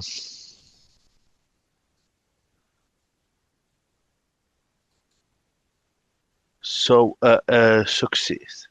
You succeed. 22. I failed in my dodge. So yeah, roll some damage. Okay. Eugene's whoop-assing you. Uh, 1 damage. 1 damage. All right. Okay. All right. So that is Robert and Eugene. We are now at Evan and Juan. You can go ahead and do the mixing bit of this. Yeah, so I'll run back with the chemicals, give an appreciative nod to Daniel, and try to light this plinth on fire. Okay, yeah. You can easily just if you're just putting the chemicals directly on the plinth doesn't move, and so you don't really have to roll for it. Yeah. And you have this with the other material that Daniel had already put on it before. It begins the process of there is smoke that is burning.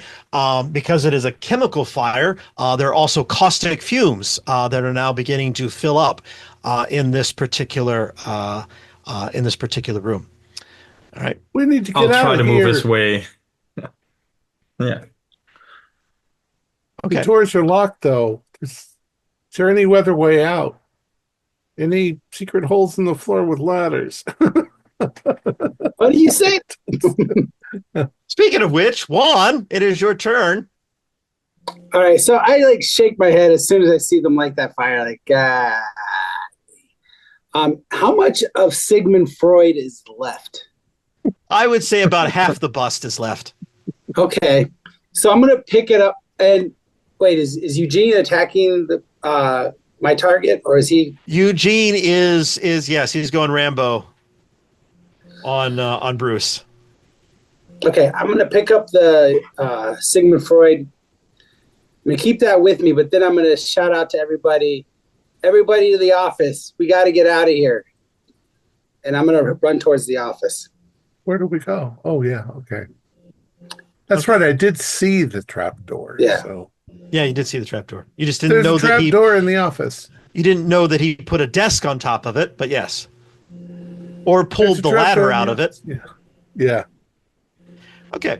All right, so is everyone going to try, now that they're hearing Juan yell, go to the office, is that where everyone's going to start heading? Oh yeah, definitely. Get as far away from this fire. All right. Before you leave, both Evan and Daniel, I'd like both of you to give me a spot hidden roll, if you don't mind. I pass. Okay. Yeah, regular. Regular. Yeah, regular. Okay. One thing you notice, because the whatever chemicals you mixed, Evan, or you mixed together, Evan, seem to be affecting Liam in a different way than you. And he is on the ground kind of convulsing as you're kind of heading away. And as right before you kind of begin to take up and start moving up, both Daniel and Evan, you both see this though, is that where the insect bites on his neck are, there are these things that are these kind of small, tiny black insect-like things are kind of coming out of the back of his neck where those bites were at. And they seem to be dropping to the ground dead as they exit his body. But you guys are now running towards the doctor's office. All right. You guys Did get to you the do doctor's that? office. Where did Yeah. the ladder come from?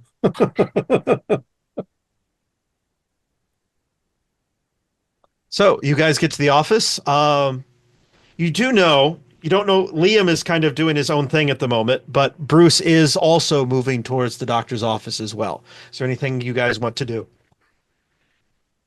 Excuse me. Well, we don't hate Bruce, but you know, I We hate like ourselves come more. with us. I Eugene hate hates Bruce. Yes. Yeah.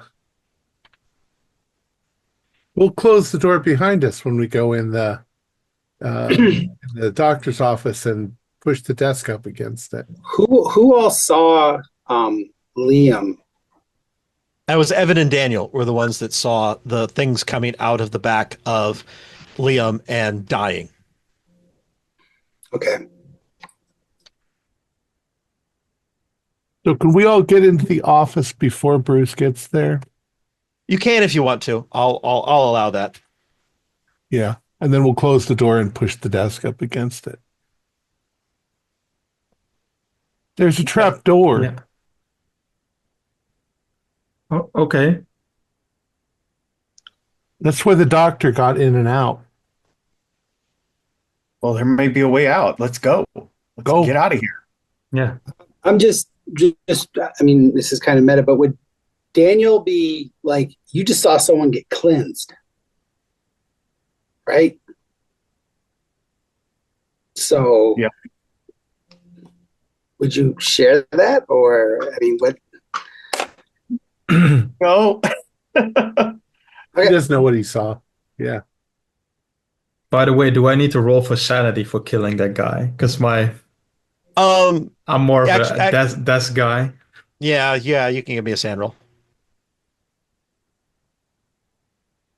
73. Definitely, I failed. All right, give me a D3.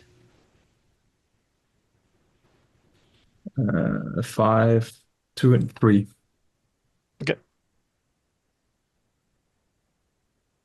All right, you guys are in the office. You do hear Bruce kind of banging on the door, at least for a couple of minutes. I'll hold it. Then you hear his body drop to the floor. Gotta get out of here. I will, as we're waiting for all this to happen, turn to Evan. Did you see that? Did you see what happened? Yeah. So what chemicals did you mix? Can we replicate that? Yeah, I can definitely, if you give me a chemist lab, I can definitely recreate it easily. Well, let's get out of here. We can get out of here. First, let's get out. Then we'll see if we can kill those bugs without killing ourselves, preferably. So we down the ladder. I opened the trap door, shoved the ladder down. I was like, I'll go first. I mean, I'm the one that found it. So I have Sigmund in my one arm, and I'll just drop Sigmund down there and just crawl down the ladder. Okay. You hear Sigmund land with a bit of a thud. So it's not necessarily rock, it's more dirt down there. Okay. Good. You crawl down. There's no lights down here. I have dark vision at 60. No, Wrong game. Oh. Okay, I didn't think this through thoroughly. There must be a light. I feel around. Like, is there anything? I'm blindly feeling around the walls. Oh, go ahead and give me a luck roll if you don't mind. Whatever's left. Wow, I rolled a 61, and I have 61 luck. All right, that's a pass, I believe, isn't it? Yeah, meter lower. All right then. Yeah, you find the light switch. You turn it on. The light starts flickering. Off and on, off and on, off and on, off and on. Given your background, I'd like a con roll from it, if you don't mind. I knew you were going to give me. I got an extreme. All right. You do not suffer from any sort of seizure at the moment then. Are we all coming down the ladder? I shout out, I got the lights on. What do I see in the immediate? You see, basically, it looks like a tunnel has been dug out recently, but it's not. There's not any bracing like you would expect, like in a mine or anything like that. It is just a tunnel. A raw tunnel. Okay. A raw tunnel. Oh, wow. I do call out what I see. Okay, let's go down. We got to get out of here. It's going to be filthy down there. I'm looking for gloves and it's going to be burning up here in a few minutes. I'm looking for anything I can, like extra clothes, extra shoes. Just hold your breath. Give me a luck roll, Daniel. Doctor's got to have a coat. Oh, pass. Pass. And because you pass, I will give you the doctor's white coat. All right, I'm putting everything on, looking for, hopefully he's got gloves or something. So, Oh, this is the 1940s. They're not putting gloves on. You're lucky you found the white lab coat. I'll put them over my hand, pull the sleeves down, and climb down and be the last one down. All right. So yeah, so you get down here. Yeah, unfortunately, Daniel, you just find the white lab coat. It's a kind of a dark tunnel that just without any structures whatsoever. It's just kind of a corridor that leads off into kind of a. Well, you really can't tell from down in this direction, but it just kind of leads off to the distance at the moment. If I You can shake see that about 20 lighter, feet or so. if I shake that lighter a little bit more, can The flint's not working on it. I?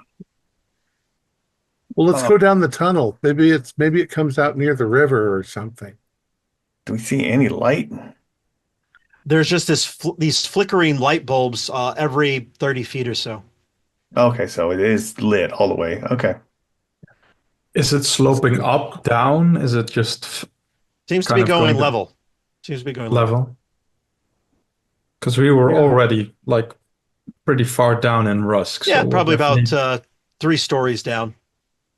we'll not reach a river or something. But I'll just follow follow the tunnel, follow the rest. East Texas is pretty flat, so there's not a lot of hills out in that direction. So Yeah, there's got to be some way out. I mean, the doctor is going somewhere. Let's just go. This is our best bet. And the building is burning, so let's go. Yeah. I'm assuming the doctor's getting out somehow. He came out this way. This is the way he got out. you Is there guys anything are that calls my attention on site? not give me a spot hidden, Eugene. Why not? Okay. I fail. All right. No, not anything in particular. But you guys are just kind of continuing down in this corridor. You do see that maybe about maybe 40 or 50 feet down, further down, it does look like the tunnel begins to kind of open up maybe into a larger area. Maybe the sewer. Yeah, I could see Poor Daniel Daniel. rolling his eyes, even in the dark. You guys keep going? Yeah. All right. Looking for a No ladder choice. going back up again somewhere. All right. You keep going for a little bit. And when you do, as I said, it does kind of open up a little bit. And when you do, I am going to be asking for a sanity roll from all of you from what you're about to see. Okay. Pass. Pass. Oh, 15. I failed that. I fail. 99. I came really close to failing, but I passed. 99. Yikes. All right, then. Those that passed, just take a 1. Those that failed, you see a couple of different things. As you kind of enter into this room, you do see that the entire kind of back wall of this kind of cavern is kind of moving and undulating. The thing, though, that kind of really stands out is there is this gigantic, rather writhing tendrils, bulbous, pulsating sac of a creature with these rather large teeth. And it's about 8 or 9 feet in size, and it seems to have these tendrils that are kind of coming off of it. And as you're coming in, it seems to be giving birth to those things that like Eugene and Daniel and Evan saw earlier. They were going inside of them. It seems to kind of giving birth to these things as it's kind of writhing on the wall. And you do notice off to the corner, you see Dr. Smith is just being completely covered by these particular creatures.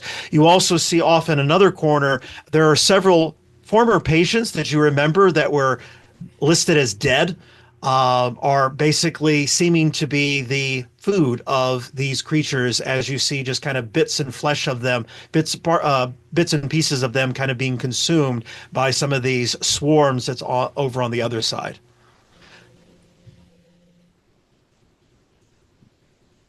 Nope. I think I'm going to run screaming back the way that we Yeah. came. Yes, that's a good idea. Everybody think we're gonna have to go back, and I think I wouldn't know that. I wouldn't know that we would need to gas them. Dang. Well, we need to bash our way out somehow. Turn tail, and I think we got to go back the way we came. Okay. That's what I do. I turn tail and run because that's seems fair. Maybe pick up those chemicals and try to, do something if it hasn't all burned down yet. All right. So you guys head back the way you came. When you come up, you get to the doctor's office again. The door is going to be quite hot at this point because you left a raging fire on the other side. Yeah. We don't have any.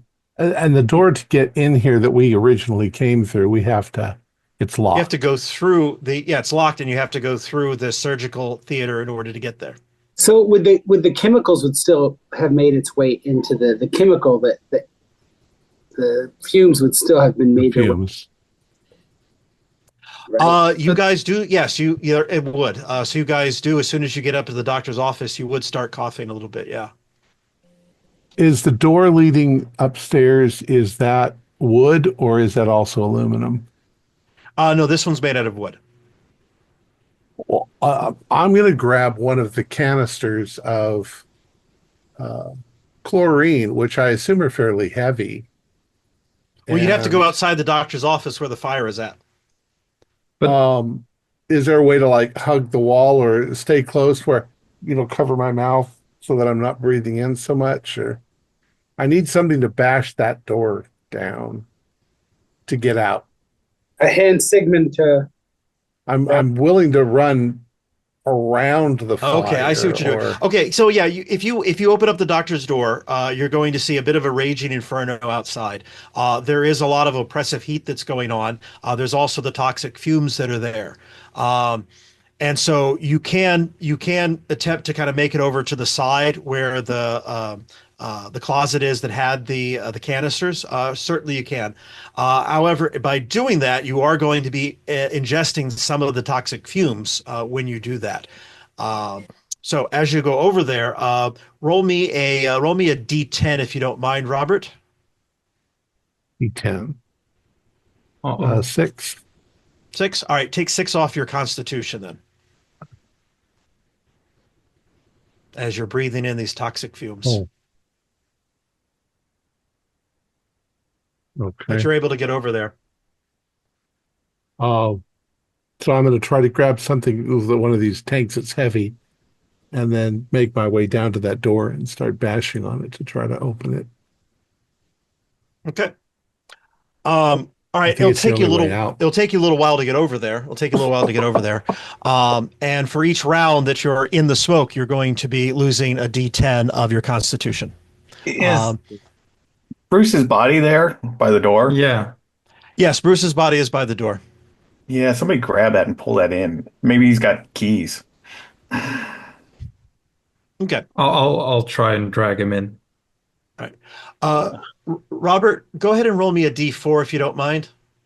I'm going to see how long it takes you to get to the door with that canister because it is a bit heavy. You say D10? D4. D4. 1. All right. It's only going to take you one round, but that does take another D10 off of your con. Okay. Because I'm so scared and my adrenaline's up. And yeah. That took another 6 off. Okay. All right. So Robert, you do have a canister. You're able to drag it over to the door, and you're going to start beating on it. We'll get to in just a second. Daniel, you did drag Bruce's body back into the office. Um, okay. You're rummaging through his pockets. That's the word I was looking for. You don't find any keys in his pockets.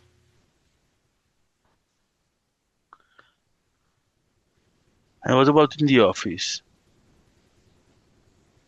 What's I that? could look for keys in the office.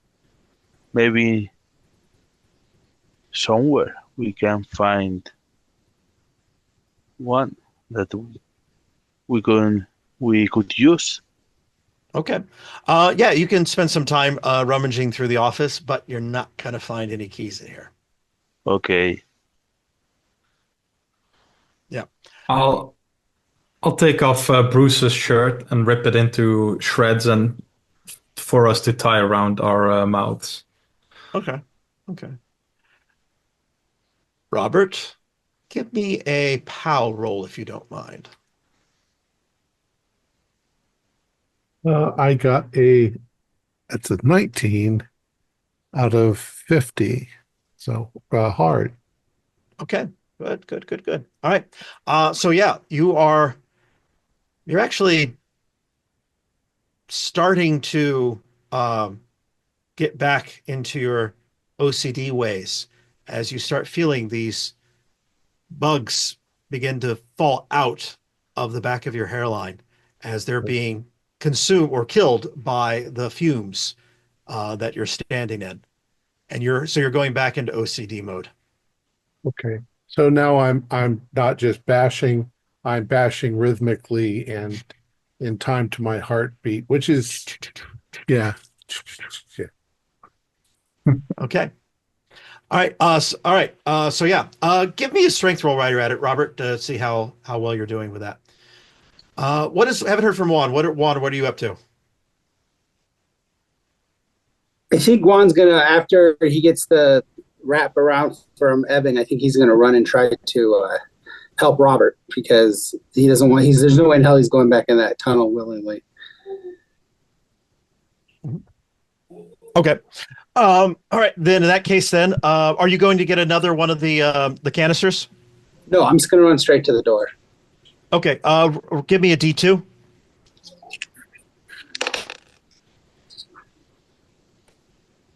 I roll a 2. All right. Give me a 2D10, and that's the amount of con you're going to lose as you're taking 2 rounds in order to get over to where Robert is at. 2, 6, so 8 total. All right. So take 8 off your con then. All right. And while you're there as well, give me a power roll.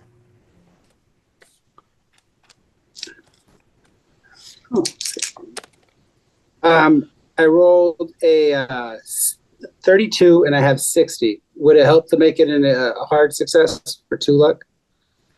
If you want to spend the luck, that's up to you. I'll spend the luck. Could I help?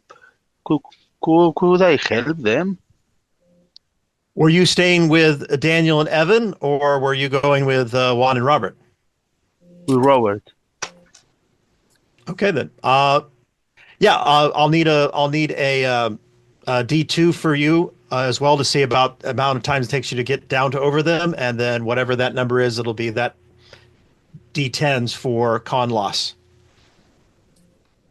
Okay, 2. All right, then 2D10 for your con loss as you're running through the toxic chemicals. 7. All right. And just as I asked them as well, I need a POW roll. Okay. I passed the power roll. What level? Normal. Okay. Spend it all. That case then, Eugene, you get there. You hear Jeremy in your head again. Oh, Jeremy. I start crying. You hear Jeremy tell you, Robert and Juan are trying to kill me. No. That's not true, Jeremy. It is. They are trying to kill me. You must stop them. No, We must stop them. Together, we can do anything. I know, Jeremy, but they are not trying to kill you. They're my friends. They are not your friends. They are the ones they are in league with Mother.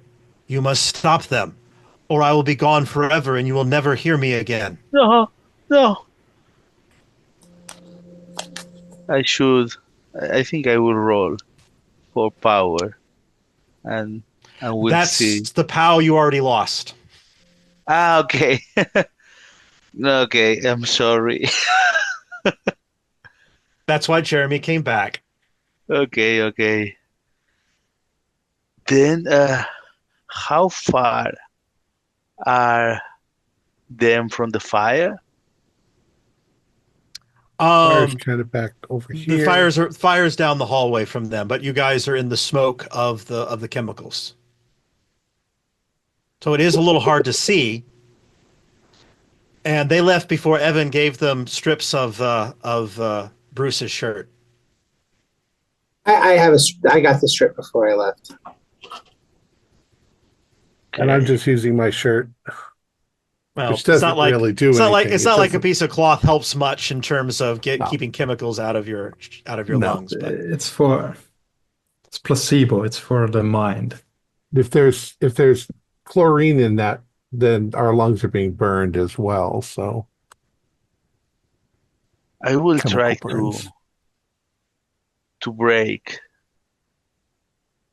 the chlorine. Oh, the canister that Robert has with him?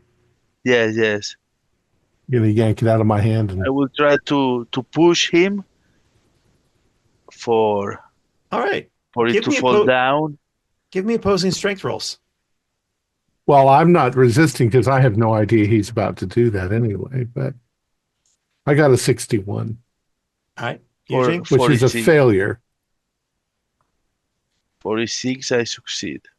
All right. You do grab that, and you are able to grab the canister, and the valves on those things are not that great. And so with a good whack on the floor, that valve will pop right off, and that gas just starts filling into that area. Robert, Juan, Eugene, you are no more. Yeah. Chlorine gas is deadly. Highly deadly. However, I will say this, Eugene. I wasn't able to stop because since I was right there and saw the whole thing, I wasn't able to intervene at all. Oh, because you didn't know that this is what he was doing. He's catching you by surprise. You do notice, Eugene, as you see Robert and Juan kind of falling to the ground with these things crawling out of them, you do see these massive amounts of creatures crawling out of their necks, kind of falling dead as they're being exposed to this chlorine gas. And just as you about to expire yourself, you do hear Jeremy in your head. It tells you, "Well done, good and faithful servant," as you move into oblivion. Okay. Evan, Daniel. Do we see all of this going down from where we're standing? This is all in the smoke. You do not see any of this going down. Okay. You just know that Robert and Juan and Eugene took off. Because out of character, I'm thinking, grab a canister, go back to those bugs, throw it in there, and... Exactly. But what would my character do? Because I don't know any of this.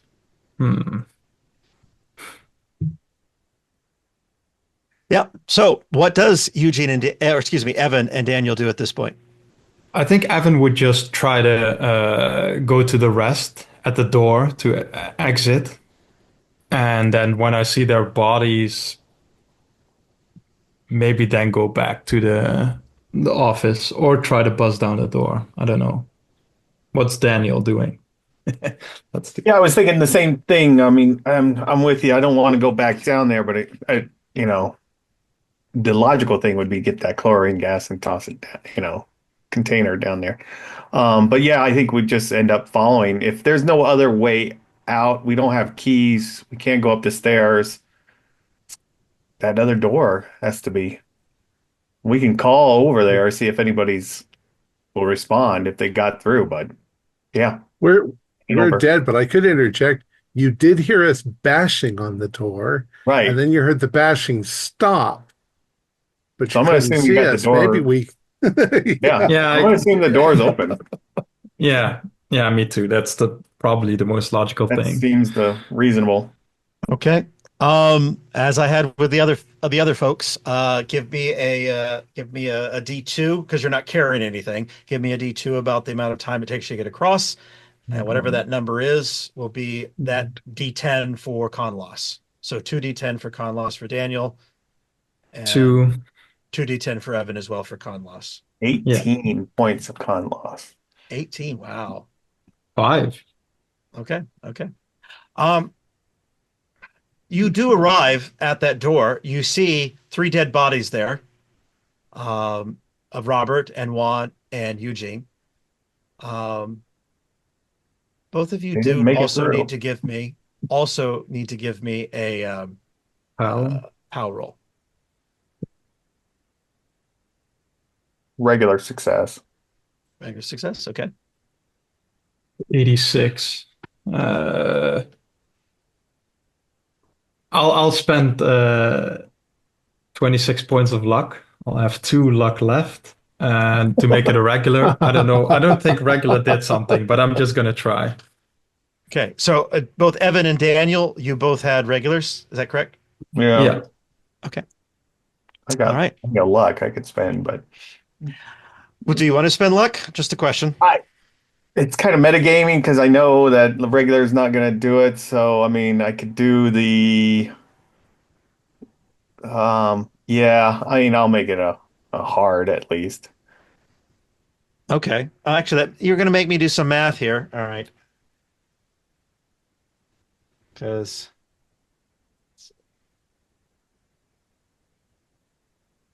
Oh, okay. Actually.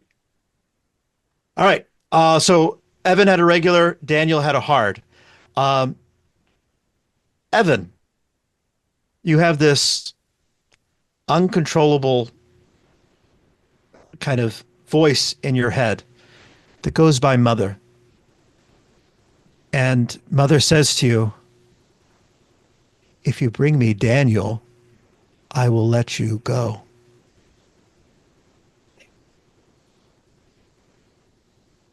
And I know she's talking about the cave intuitively. So I'll try and grab Daniel and take him with me, even though I'm this skinny. I assuming Daniel doesn't want to go with Evan. Well, it depends on how he's grabbing because we ran to this door and it's locked. I mean, it's still closed and there's doesn't seem to be any way through, right? I mean, it's You have 3 dead people in front of you, and Right. there is an empty canister. There's empty canister there. There's probably The- damage to the door too. There is damage. Yeah, there is damage to the door as well. Yeah. How, did he look like he was getting someplace through the door at all? There's dents in the door. But it's not like it's No, because this is like one of those like fire doors, those metal fire doors Yeah. type of thing. so if Evan's trying to pull me back, I may just head back with him because I don't have anything to bash this door down. We've got to go back through the cave, man. This won't work. How am I feeling? How is Daniel feeling about this? You did not hear what Evan heard because you Right, did better okay. than he did on your roll. I don't want to go back in the cave, obviously. But I don't know what else. I mean, looking down, there's no place else to go, right? Back to the office is the only thing that's not on fire, and that will be on fire at some point. Well, the whole hospital might be on fire soon if something doesn't Right. happen. Isn't Like all the this chlorine made gas. of brick? like most of here, isn't like stone and brick. Well, yeah, the facades are, but typically because this building was originally built in after the Civil War, so a lot of it the uh, East Texas has a lot of timber, and so that's typically what the interior structures were made of. Okay, fair. Well, if he's pulling me back, I will go back to the office. But I'm thinking grabbing the chlorine and throwing it down in the tunnel. So, Do you I'll want to try grab and the convince him chlorine? there's okay. I'm just asking, are you grabbing the chlorine, Daniel? yeah, yeah. This would Okay. be my final cleanse. There's Okay. no time, man. This whole thing's gonna burn. We need to go now. I'm just ignoring him and doing it, grabbing it. Okay. So you are over the trap door in the doctor's office. Evan, Daniel, what are you doing? Go on, Uh, Evan. I'll wait for Daniel to go first. Go climb down. Make sure he goes in.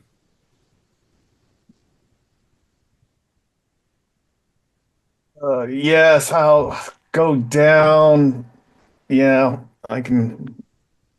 I'm going down. Okay. Canister. With your canister. All right. Is Evan following? Yeah, because I need to make sure to bring him to Mother. So Okay. All right. So you're following down. You've got the canister. Evan is kind of moving you both along. You arrive, then you go down the corridor. I'm assuming you arrive Yeah, back in before we the. get there, Yeah. like Daniel. I'm going to release this. This will clean all this. but it will also kill us. We want to I get out of here, right? well, I don't think we're going to get out of here. This will be the ultimate cleanse.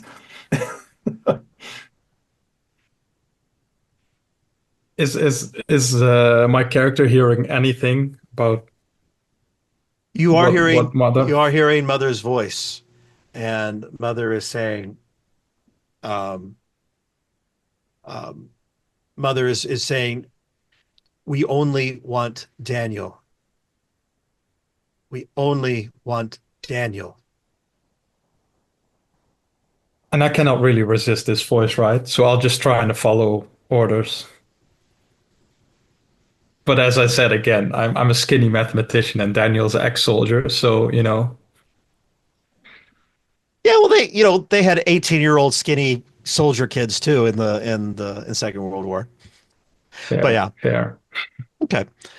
I'll, Um, I'll try and convince him to leave the canister be and just go so we can survive or something. But I'm tossing the like, canister.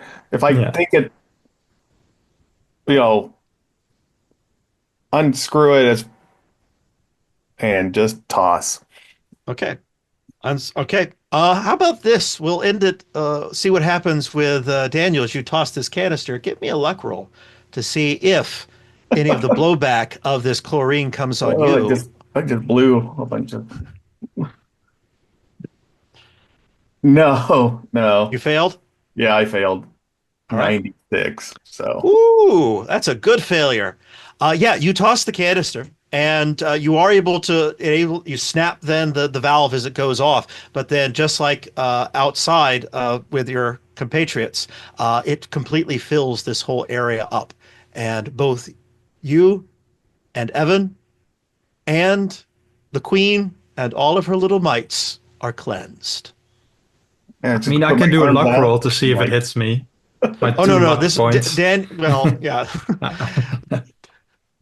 um, No, but Daniel, you succeeded in cleansing those mites away. You can there you take go. solace in that.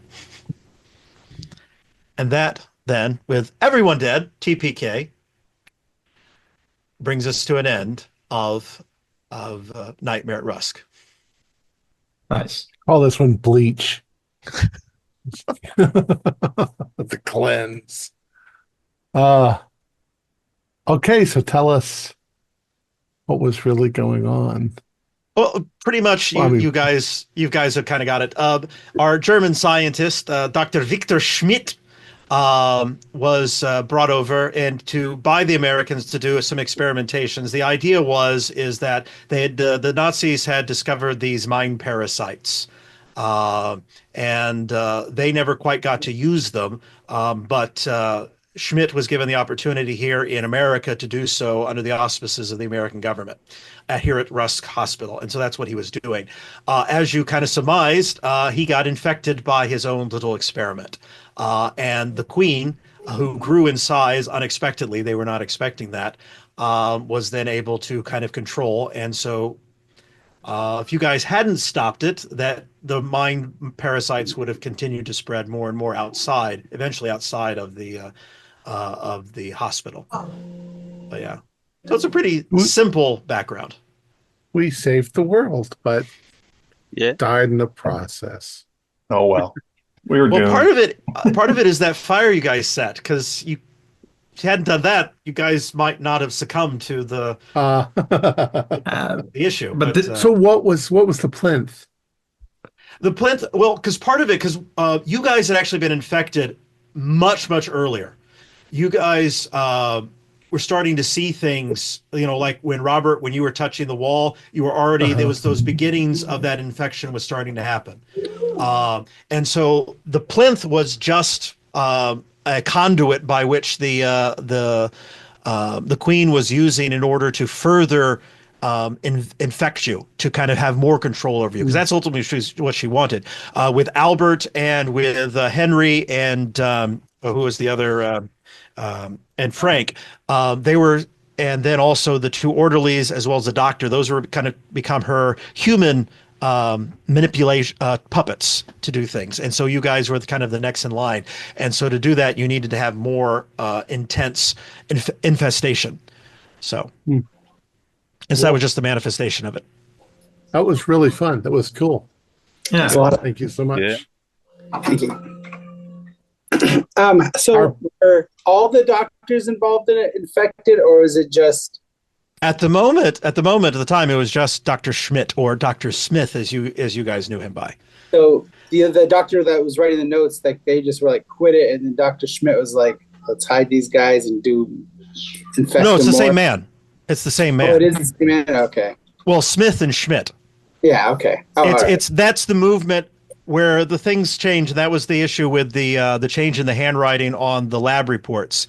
That's when they had control over him, and they were accessing some of his old memories, and that's why he put Schmidt down instead of Smith down. Okay. Cool. Our players included Kiko Vincent Picado, Thomas Grooms, Kuhn Leighton, Michael Ramirez, and myself with Thomas Bailey as the keeper of arcane lore. We have a Discord server where you can chat with other members, you can set up private games, and you can learn the finer arts of gameplay and game mastering. We provide audio-only versions of our shows free for you to download from Spotify, Podbean, or iTunes. Support for the show is provided by our patrons, who are listed in the closing credits. If you'd like to show us your appreciation, please visit our Patreon page, or you can use the thanks button just below the screen. Like, share, and subscribe to our channel, and punch the bell icon for updates on our latest shows. And leave us some comments. We enjoy reading them and answering any questions you might have. This is Thom Raley, together with all the members of our gaming club, inviting you to journey with us once again into the darkness for another adventure into the universe of H.P. Lovecraft and the Call of Cthulhu role-playing game.